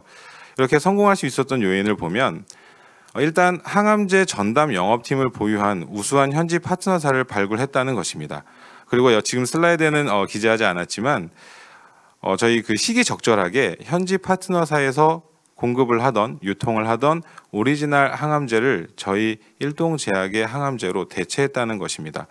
그리고 세 번째로는 개별 병원에서 요청하는 사항이 허가 당국에서 요청하는 사항이 아닌 개별 병원에서 요청하는 사항에 대해서 저희 공장 유관부서나 RA 담당 직원들이 아주 적극적이고 신속하게 열심히 대응을 했다는 것입니다. 예를 들면 세포독성 항암제 저희 일동제약에서 발매하고 있는 제품은 열바이알 규격의 열바이알 케이스 제품이었습니다.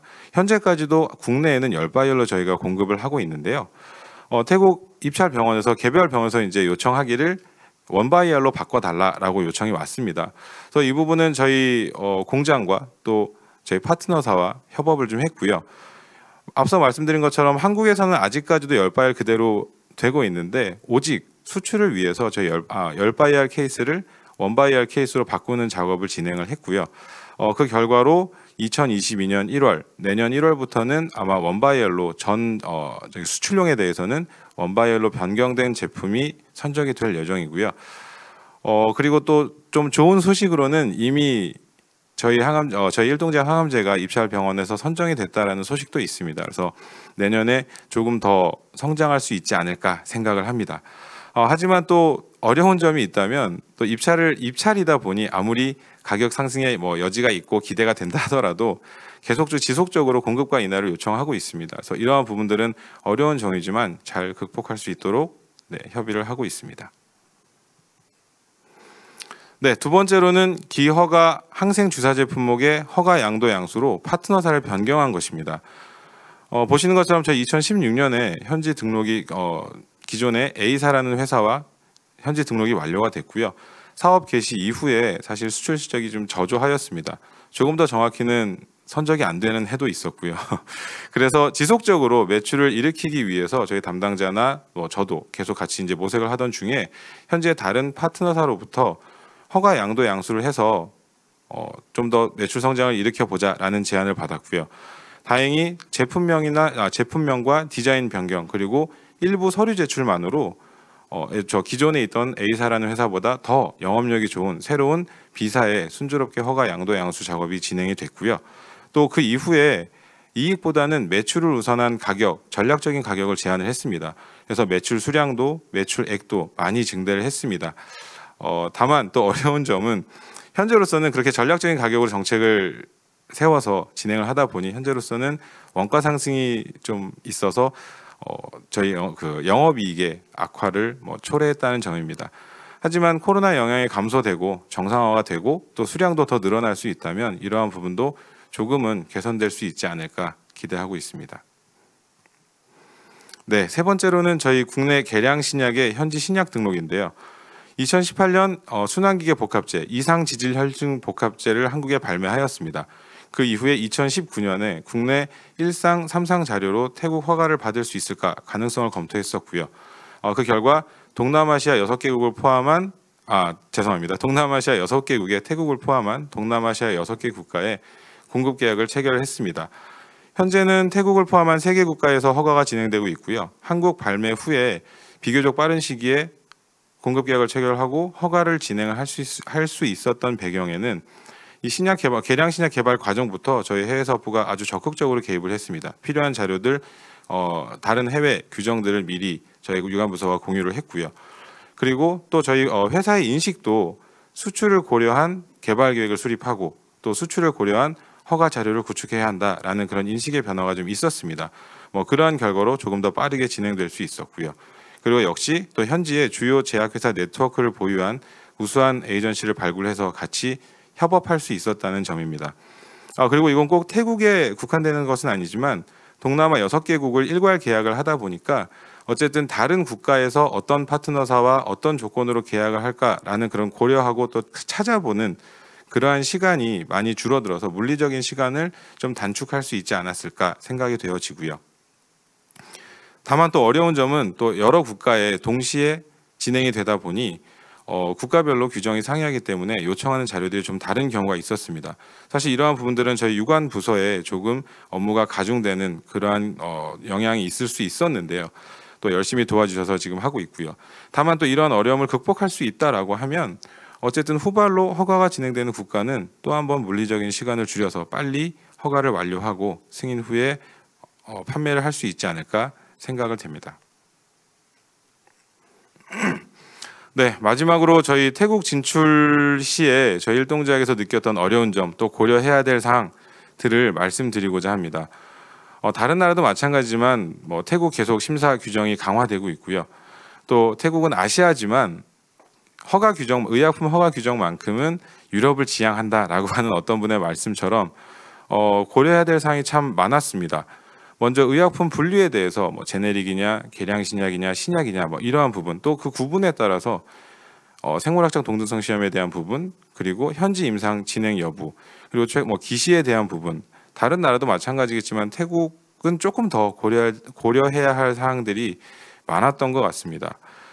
그리고 또 개별 입찰 병원에서 인유즈 스테빌리티라고 해서 예를 들면 개봉 후 안정성, 열이나 빛에 대한 안정성, 이러한 시험 자료, 허가 당국에서는 잘 요청하지 않는 자료인데요. 이러한 자료들을 개별 병원에서 요청을 하다 보니 저희 공장에 있는 유관부서 그리고 아래의 담당자들의 협조가 꼭 필요하고 회사의 인식도 좀 변화가 있어야 하지 않을까라고 생각을 합니다. 마지막으로 저희 일동제약은 태국 정부 정책, 아까 앞서 말씀드렸던 태국 4.0 정부 정책이 시행되면서 보건의료 서비스 분야의 투자가 확대될 것이고, 또 어떤 생활 수준이 높아지게 되면 개인의 건강에 대한 관심이 더 높아질 것이므로 예상을 하기 때문에 금년부터는 화장품이나 건강식품도 저희가 수출을 진행을 하고 있고요. 더 저희 일동제약 해외사업부가 성장할 수 있도록 사업 다각화에도 많은 노력을 기울이고 있습니다. 네, 부족하지만 저희 일동제약에서의 그 태국 수출 경험을 공유를 해드렸고요. 또 저희의 경험이 여러분께 도움이 되셨기를 기원하면서 마무리하도록 하겠습니다. 지금까지 경청해 주셔서 감사합니다. 안녕하세요. 이번 인도네시아 진출 전략 발표를 맡게 된 오로타다의 서현보입니다. 2018년부터 사업을 시작하고 인도네시아에 와서 계획대로 되는 것이 정말 하나도 없다고 느낄 정도였습니다. 원료의약품, 완제의약품 및 의료기기 유통을 하면서 현재는 먹고 살고 있습니다만, 돌아보면 여기까지 온 게 참 신기하기도 합니다. 여러 가지 전략을 짜고 실행했던 과거의 경험들을 오늘 좀 공유해 보고자 합니다.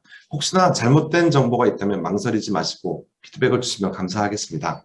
언제나 배우는 입장에 있기 때문에 비록 발표지만 틀린 점이 있다면 알려주시고 미리 너그러운 마음으로 실수에 대해서는 양해 부탁드리겠습니다.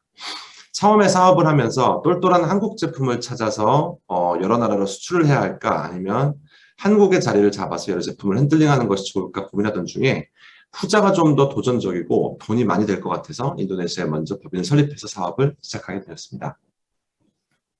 의약품과 의료기기를 인도네시아에 판매하겠다고 마음먹었고, 조금 불리한 조건이나 거의 남지 않는 마진에도 장사를 늘리는 데 집중을 했었습니다. 시간이 지나고 보니 어떤 장사들이 결국엔 돈이 되지 않으며 시간 낭비를 좀 만드는 것을 깨달았고, 돈이 되는 장사들만 점점 줄이게 되는 것 같습니다. 겉으로는 남았지만 뒤로 까지는 장사들도 많이 해봤고, 적정한 마진이 어느 정도일지에 대해 고민을 많이 하는 것 같습니다. 오늘은 일반적인 마크로 대한 경제 시장 규모 등록 부분은 좀 과감히 생략을 하고, 실제 부딪히면서 느꼈던 점들에 대해, 그리고 실패했던 케이스들에 대해서 공유하면서 이야기를 해보도록 하겠습니다. 목차를 이렇게 좀 준비했고요. 저희 한국 법인과 인도네시아 법인인데, 저희가 이제 PT 오로타다 파마라고 하는 인도네시아 법인과 한국에는 오로타다 주식회사라는 그 한국 법인이 있습니다. 한국 회사에서 주로 파이낸싱과 그다음에 글로벌 트레이딩, 삼국 수출, 그다음에 또 다른 제품들을 다른 국가에 파는 일들을 하고 있고, 인도네시아의 오로타다 파마는 현재 그 MI테크라고 하는 회사의 그 소화기 스텐트, 메탈 스텐트를 독점 대리점을 받아가지고 등록을 해서 인도네시아에 유통을 하고 있고, 중국에는 베드캉이라고 하는 회사의 가스트로 액세서리 등을 또 대리점을 받아서 판매를 하고 있습니다. 그러면서 인도네시아 전역에 있는 국영병원이랑 사립병원들에 이제 세일즈를 했고, 현재는 메탈 스텐트 부분에서 1위를 이제 하고 있습니다. 다만 시장 규모가 좀 작다 보니 1위라고 해도 크게 매출이 엄청 거대한 수준으로 나오진 않는 것 같은데 이 부분은 시간이 지나면 좀 자연스럽게 올라갈 거라고 생각을 하고 있습니다. RSM 외에 뭐 전체 구경병원, 사립병원들에 공급을 하고 있고, 그다음 API 같은 경우도 저희가 직접 수입을 해서 저희 창고에서 출하를 하고 있습니다. PT 프라타파, 인도파마, 노벨, 파로스란 회사들을 저희가 그 원료 의약품을 판매하고 있고, 이런 거 유통을 위한 입박과 PBF라고 하는 라이센스를 저희가 취득을 하였습니다. ETC 시장은 2.75 빌리언 US 달러 정도로 보면 되고, 환율 인도네시아의 루피아가 상당히 이제 평가절하되면서 실제로는 그 성장률이 없는 것 같은 느낌을 주고 있습니다. 다만 루피아로 보았을 때는 계속 10%, 20% 이 사이에서 계속 크게 성장을 하는 것을 볼 수가 있습니다. 제약회사 순위에 대해서 간단하게 적어봤고, 여기에 보면은 우리가 알고 있는 뭐 베이어라든지 머크, 파이저 등의 이제 글로벌 제약회사와 현지 제약회사들이 같이 섞여 있습니다. 그래서 뒤에서 US 달러로 그 1,500만 불 이상의 그 매출이 나오는 회사들만 좀 정리를 해봤고요. 로컬 ETC 같은 경우에는 주로 10개 회사 내에서 좀 제품들이 결정이 되는 것 같습니다. 물론 15위, 뭐 25위까지도 계속 필요한 부분들이 있지만 장사에서 제일 중요한 어떤 볼륨 같은 경우에는 이 10개 회사에서 주로 제품들이 다 결정된다라고 보는 게 맞는 것 같습니다. 300칼베 덱사 같은 경우에는 인도네시아 전역에 한 3,000명 정도의 영업사원을 두고 병원들에 이제 공급을 하고 있고, 페런하이트라고 불리는 PT 프라타파의 경우에는 이 위에 4개 회사와는 경쟁하지 않는 제품들에 집중을 해서 600명 정도의 영업사원을 두고 있습니다. 주요 디스트리뷰터는 뭐 GCM, TDP, 문장은 싹티, 타타라스, 유니자이어 외에 저희가 굉장히 작은 회사들도 이제 셀 수 없이 많다라고 할 수 있습니다. 등록은 간단하게만 설명을 하면은 NME 같은 경우에, 즉 뉴 몰레큘 엔티티 같은 경우에는 현지 회사들이 굉장히 꺼려하고 실제로 많이 실패를 하고 있습니다. 그래서 주로 다국적 기업들이 주도를 하고 있습니다. 로컬 기업들은 제네릭 위주의 등록을 하고 NME를 다른 다국적 기업들이 시간을 들여서 3년, 4년이 걸려서 등록을 하면은 그 다음에 제네릭으로 빠르게 등록을 해서 현지에서 제품 빨리 생산을 해가지고 싸게 만들어서 공급을 한다. 이런 전략들을 가지고 있습니다. 그래서 NME를 이제 뉴 몰레큘을 한번 해보자라고 했을 때는 대부분의 반응이 좀 부정적인 것 같습니다. 지금부터는 좀 더 실용적인 이야기를 하려고 하는데 이건 제 경험이고요. 현재 이 원료의약품을 하면서 페이먼트가 안 좋았던 경우, 그 다음에 의료기기를 하면서 안 좋았던 페이먼트 경우들이 있는데, RSCM이라고 하는 인도네시아에서 가장 큰 병원, 한국으로 치면 서울대병원과 좀 비교할 수 있는 것 같은데요.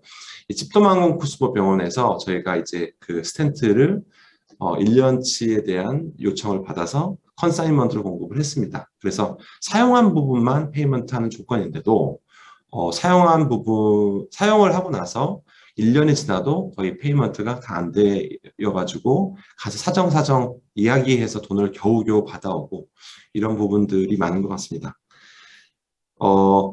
이 원료의약품의 경우에는 인도파마라고 하는 이제 국영회사의 스페인의 유키파사의 제품으로 알벤다조를 판매했는데 대금 수준은 약 한 5만 불이었는데 이걸 마감후 60일이니까 90일 이내에 대금 회수가 될 것으로 예상을 하였는데 결과적으로 1년 8개월이 걸렸습니다.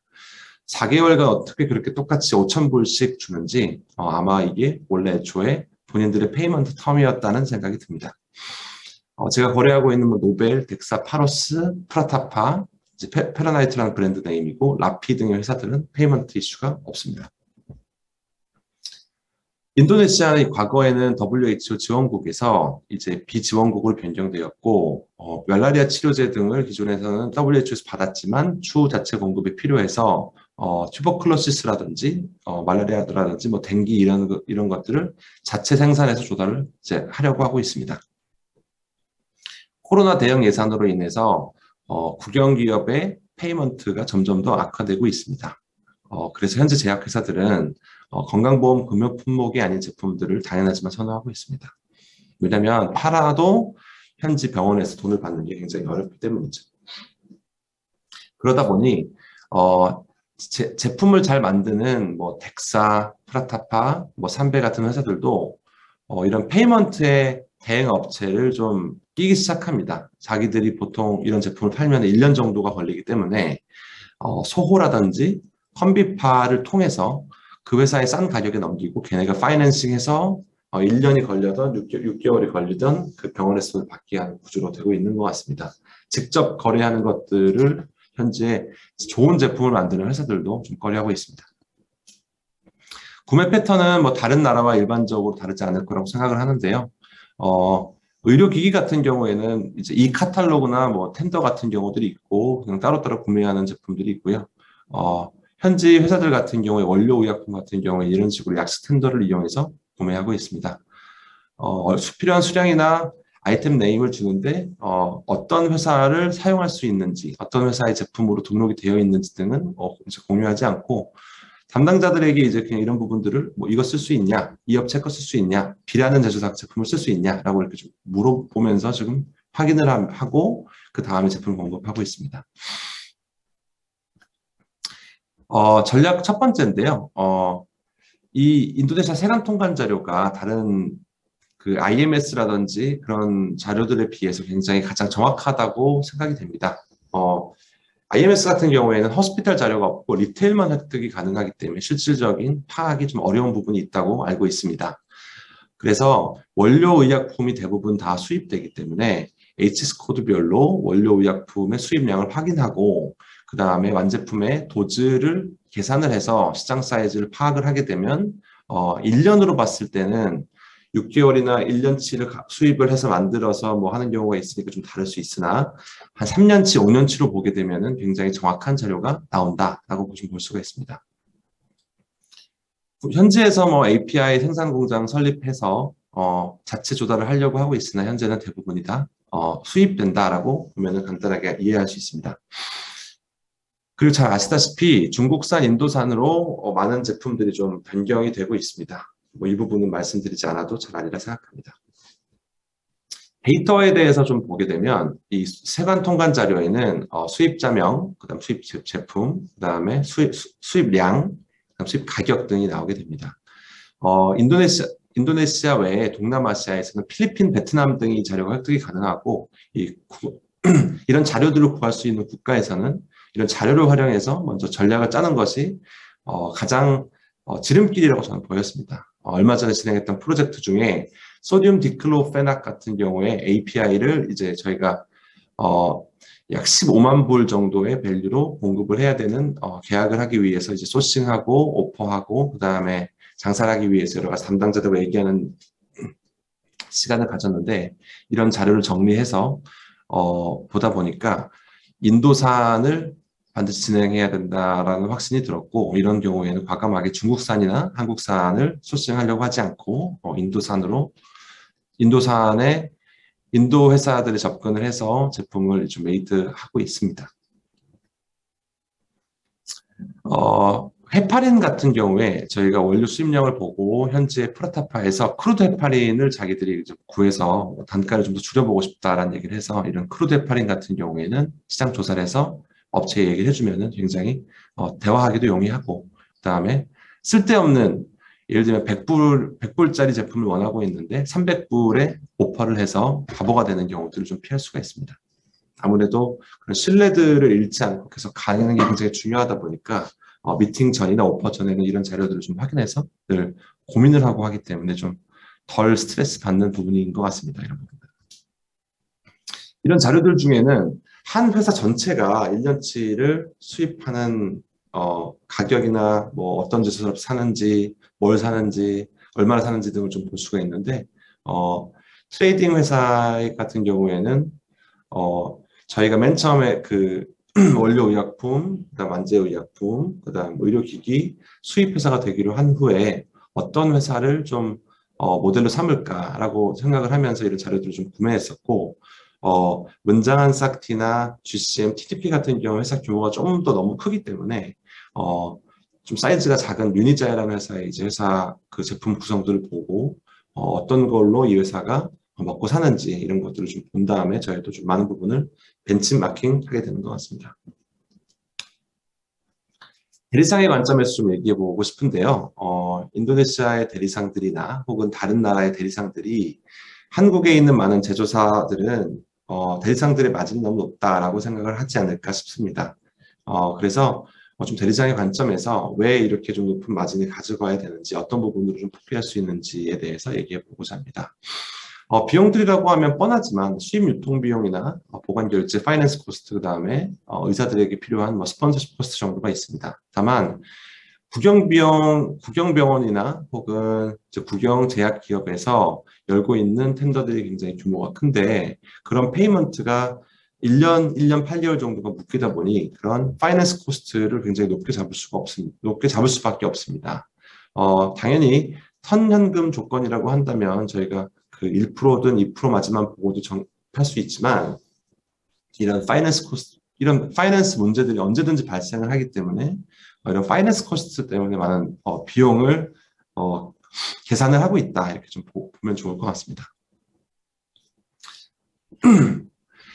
인도네시아 제약회사들과 이제 의사들에 대해서 얘기를 간단하게 해볼 건데요. 현재 그 가스트로 소화기 스텐트를 좀 보면서 저희가 이제 RSCM이라고 하는 대학병원, 한국으로 치면 서울대 대학병원인데 이 병원들의 먼저 문을 굉장히 오랫동안 두드렸고 지금 제가 담당하고 있는 인도네시아 인터널 메디슨 같은 경우에는 이제 8개의 큰 조직으로 구성되어 있습니다. 그 인터널 메디슨 조직 전체는 프로페서 다당 망문 교수가 이제 이끌고 있고 하위 조직인 엔도스코피의 닥터 하산이라는 교수의 실질적인 이제 키 오피니언 리더고 그 이제 의사들에게 계속 접근을 해서 게스트로 스텐트를 이제 판매하고 있습니다. 아무래도 영업 규모가 H2RA나 PPI 등의 약물 등이 크기 때문에 그런 것들은 헤드인 프로페서 망문 교수들이 좀 영향력을 미치고 하위 조직인 이제 엔도스코피 같은 경우에는 닥터 하산이 이런 스텐트에 실질적인 영향을 미치는 것 같습니다. 이 외에 인도네시아 많은 지역으로 워크숍 등이 있고 이런 부분들을 저희가 개인적인 회사 비용으로 좀 서포트하는 경우들이 좀 많이 있고 결국에는 그런 비용들이 좀 잘 투자가 돼서 좋은 결과가 내기도 하고 어떤 경우에는 돈을 좀 뜯겼다는 생각이 들기도 하고 그런 것 같습니다. 보통 여러 가지 워크숍이라든지 전시회 등의 스폰서 비용을 요청하고 프로페서 다당 망문 교수가 저희한테 요청을 하면 저희는 일반적으로 좀 거절을 가끔 하기도 하는데 영향력이 있고 굉장히 약속을 잘 지킨 하산 교수가 부탁을 하면은 저희도 웬만해서는 너무 큰 비용이 아니라고 하면 이제 비용들을 좀 내려고 하고 있다, 이게 좀 있습니다. 의료기기 같은 경우에는 현지 간호사들의 영향력이 좀 굉장히 높아서 저희가 간호사들과도 개인적인 이제 좀 세일즈 네트워크를 만들고 있고 의약품 같은 경우에는 사실은 그런 간호사들보다는 이런 그 내과장, 그 인터널 메디슨 디파트먼트 망문 교수 같은 사람들과 네트워크가 있어야 좀 더 유리한 포지션이 있는 것 같습니다. 섹비폼, 폼.go.id에서 이런 제품의 정보를 확인도 할 수 있으나 사실 이거를 보는 거는 간단하게 보고 그 IMS 자료와 그다음 세관 통관 자료 이 세 가지를 보게 되면 필요한 정보를 대부분 얻을 수 있을 거라고 생각합니다. 일반적인 현지 대리상과 한국 투자자들의 괴리가 있는데요. 만재의약품 같은 경우에는 중국, 브라질 등과 같은 이제 인구 대국으로 분류를 합니다. 인도네시아는 인구가 2억 7천만 정도 되기 때문에 큰 시장은 높은 업프론트 비를 받아야 된다고 이제 얘기를 하고 보톡스 같은 경우를 예를 들 수 있겠죠. 그래서 높은 업프론트 비용을 요구하다 보니 실질적으로 장사를 잘할 수 있는 회사들과는 딜이 되지 않고 이런 업프론트 피를 좀 과감하게 낼 수 있는 회사들과 좀 딜이 되는 것들을 좀 볼 수 있습니다. 현재 대리상들은 거의 제로에 가까운 업프론트 피를 요청하기 때문에 이런 부분이 좀 괴리가 있었던 것 같습니다. NC, 뉴몰레큘 같은 경우에는 말씀드렸지만 탑5 회사 정도만 실제 등록을 할 수 있고 제네릭 경우만 집중을 하고 실제 판매가 0이 되는 경우도 존재합니다. 열심히 등록하고 장사가 되지 않아서 시간 낭비를 하게 되는 경우도 심심치 않게 보고 있습니다.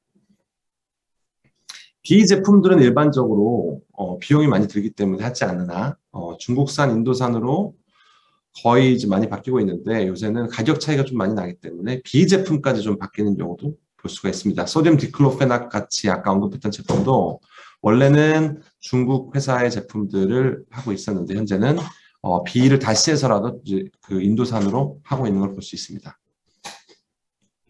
일반적인 전략인데요. 완제의약품이나 원료의약품에 따라 좀 다를 것 같고 또 의료기기도 다르겠지만 일반적으로 이렇게 KOL 세미나라든지 라운드 테이블 미팅, 그다음 프로모션, 인센티브 투어, 현재는 코로나 때문에 좀 불가능하지만 심포지엄도 열고 그다음에 주기적인 교육을 하는 게 좀 중요하다고 보입니다. 현재 코로나가 지나고 나서는 사실은 좀 이런 부분들이 좀 많이 변경이 돼서 저희 입장에서는 좀 좋은 것 같습니다. 원래는 비용으로 나갔던 부분들이 현재는 나가지 않을 수 있어서 좀 좋았던 것 같습니다.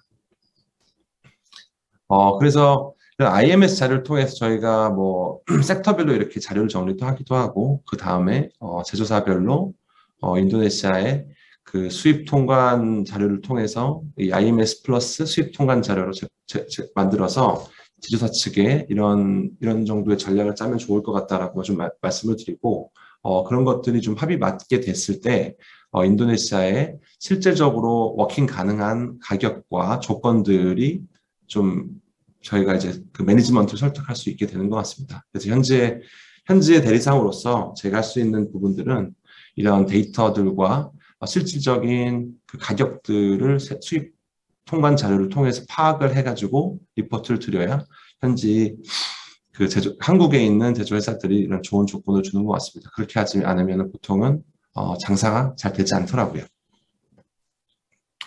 이런 총괄 전략 수입 후에는 제품마다 좀 변경이 다르겠지만 원료의약품 같은 경우에 보통 대리상들과 하고 완제의약품 같은 경우에도 현재 이제 그 파트너들이 있을 것 같지만 좀 더 기회가 된다고 하면은 이런 대리상의 모든 걸 맡기기보다는 이런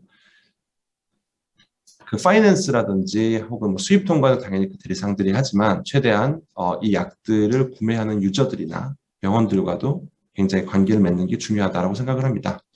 나중에는 제조사가 그다음 대리상들이 을이 돼야 하는데 그런 경우가 좀 변경되는 부분들이 좀 있는 것 같습니다.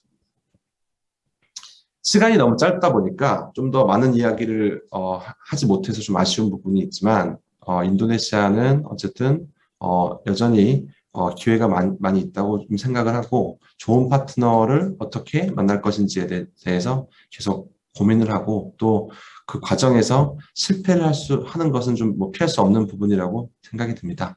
그래서 인도네시아 관련된 그 완제의약품, 원료의약품 혹은 또 의료기기 관련해서 필요하신 문의사항이 있으시면은 언제든지 저도 같이 장사를 같이 할 수 있는 파트너가 돼가지고 하거나 혹은 필요한 정보만 있다고 하시면 저희가 또 언제든지 제가 아는 범위 내에서 무료로 또 도움을 드릴 수 있다면 의미가 있을 것 같습니다.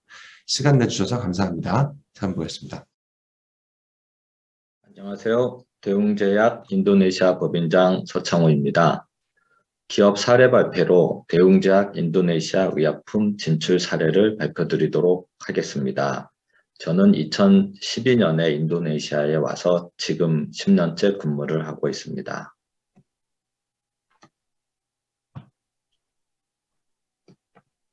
앞서 연자께서 인도네시아 의약품 시장에 대해서 자세히 설명을 하셨기에 저는 이 부분은 간략히 하고 넘어가겠습니다. 인도네시아 의약품 시장은 2.8억 명의 인구에 비하면 아직 10조도 되지 않는 한국에 비하면 작은 시장이지만 점차 국민소득이 높아지면서 의약품 시장도 커져가고 있습니다. 여전히 OTC 비율이 높다는 것이 특징입니다. 아직 제약회사나 병원 그리고 의사가 인구에 비하면 턱없이 부족한 것이 현실입니다. 완제회사는 한국과 유사한 수준이나 의약품 원료의 90% 이상이 수입되고 있는 것과 같이 원료 의약품을 생산한 회사는 17개사로 매우 적습니다. 특이한 점은 전통 의약품 제조사가 많다는 것은 한국의 한방과는 조금 다르지만 인리 자생식물의 효능을 가지고 만든 의약품이라고 보시면 됩니다. 보험시장은 40번 정도로 아직은 비보험 시장이 훨씬 큽니다. 저가 그리고 필수 의약품 중심으로 보험 적용이 되고 있다 보니 그렇습니다. 국민의 82% 이상이 보험 적용을 받습니다만 549개 의약품만 보험 의약품으로 리스트에 올라 있습니다. 저도 베페제스란 보험에 가입되어 있지만 한 번도 써보지 않고 비보험으로 진료를 받고 있습니다. 의약품 허가의 종류와 허가 기간에 대해서 표로 정리해 보았습니다. 한국과 달리 의약품 의료기기 모두 5년마다 갱신을 해야 합니다. 그리고 수입 의약품은 허가 기간을 길게 하여 보호장벽으로 사용하고 있습니다. 워킹 300일이면 3년은 걸린다고 보셔야 합니다. 물론 모든 허가 비용은 제약사에서 부담을 해야 합니다. 신규가 가장 비싸고 갱신이 가장 비용이 적네요. 다음은 외국 회사가 인도네시아 진출 시에 어려운 점에 대해서 설명을 드리겠습니다. 첫 번째가 2008년부터 시행된 것으로 인도네시아에서 제조가 가능한 의약품에 대해서는 수입을 금지한다는 것입니다. 그래서 한국 제약사의 대부분의 제네릭을 인도네시아에 수출할 수 없어서 한국 회사 제품이 매우 적은 것이 현실입니다. 오리지널도 특허 만료되어 제네릭이 인도네시아에서 생산이 되면 더 이상 허가 연장이 되지 않고 퇴출됩니다. 두 번째로 할랄 표기가 의무화되었다는 것입니다.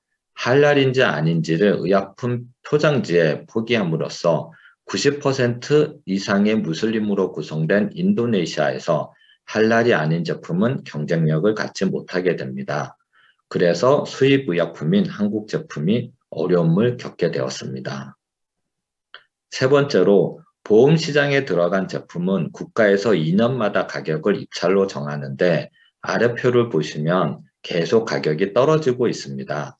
2015년에 13만 9,500루피아였던 2000IU 제품이 저희 회사에서 바이오 시밀러가 출시된 2017년엔 7만 루피아로 떨어지더니 지금은 51,282루피아가 되었습니다. 말이 입찰이지 거의 반강제적으로 가격을 내리도록 요구하고 있습니다. 저희 제품의 경쟁사 중 일부는 가격을 맞추지 못하여 보험 시장을 포기하였습니다. 마지막으로 인도네시아 정부 리스크입니다. 워낙에 규정을 쉽게 바꾸고 발표와 동시에 발효를 해버리기 때문에 미리 정보를 얻지 못하면 큰 낭패를 보게 됩니다. 로컬 회사는 적당히 봐주지만 저희와 같은 외자 회사는 윤리 경영상 뒷돈을 줄 수 없기 때문에 많은 어려움이 있습니다. 이 외에도 더 많은 리스크들이 있지만 주요한 4가지를 살펴보았습니다. 그렇다고 인도네시아 시장을 포기하기는 아깝기에 어떻게 하면 방법이 있는지 보겠습니다. 대웅제약도 이러한 방법으로 시장에 진출하였습니다. 첫 번째가 로컬 제조를 통해서 제네릭 수입 금지를 극복하는 것입니다. 로컬 제조를 하게 되면 초기 투자비는 많이 들지만 생산 원가 측면에서는 유리합니다. 또한 국공립병원에서는 로컬에서 제조한 제품, 중소기업 제품, 인도네시아 표준을 사용한 것, 그리고 환경 친화적인 제품에 대해서 우선 구매를 하도록 정책을 쓰고 있습니다. 로컬 제품이 되려면 아래 항목의 합계가 40%를 넘는 경우에 해당됩니다. 단순 포장만으로는 로컬 제조는 어렵습니다. 그래서 계획을 잘 수립하여야 합니다. 인도네시아 현지 임상을 하게 되면 로컬 개발이 되어 30%를 얻게 되니 개발 단계에서 다국가 임상도 좋은 방법이라 할 수 있습니다. 두 번째가 기술 중심의 투자입니다. 대부분의 인도네시아 하면 의류나 봉제 중심의 저렴한 인건비 때문에 들어온 것이나 석탄, 나무 등 풍부한 천연 자원을 얻고자 오는 경우, 그리고 한류 열풍에 따른 식당, 영화, 음악과 같은 서비스업이 대부분이었습니다. 그러나 최근에는 배터리, 철강, 가전 등 기술 중심의 투자가 주를 이루고 있습니다. 제약적으로는 바이오 의약품의 대웅제약과 동아제약이 현지 공장을 운영하고 있고 항암제 분야의 종근당이 할랄 공장 인증을 받아 사업을 하고 있고, 의약품 원료의 성문 파마텍이 국영제약사인 끼미아와 원료 생산을 하고 있으며, 바이오 신약의 제넥신이 깔베와 코로나 백신 임상과 이표 롱액팅에 대한 임상을 하고 있습니다.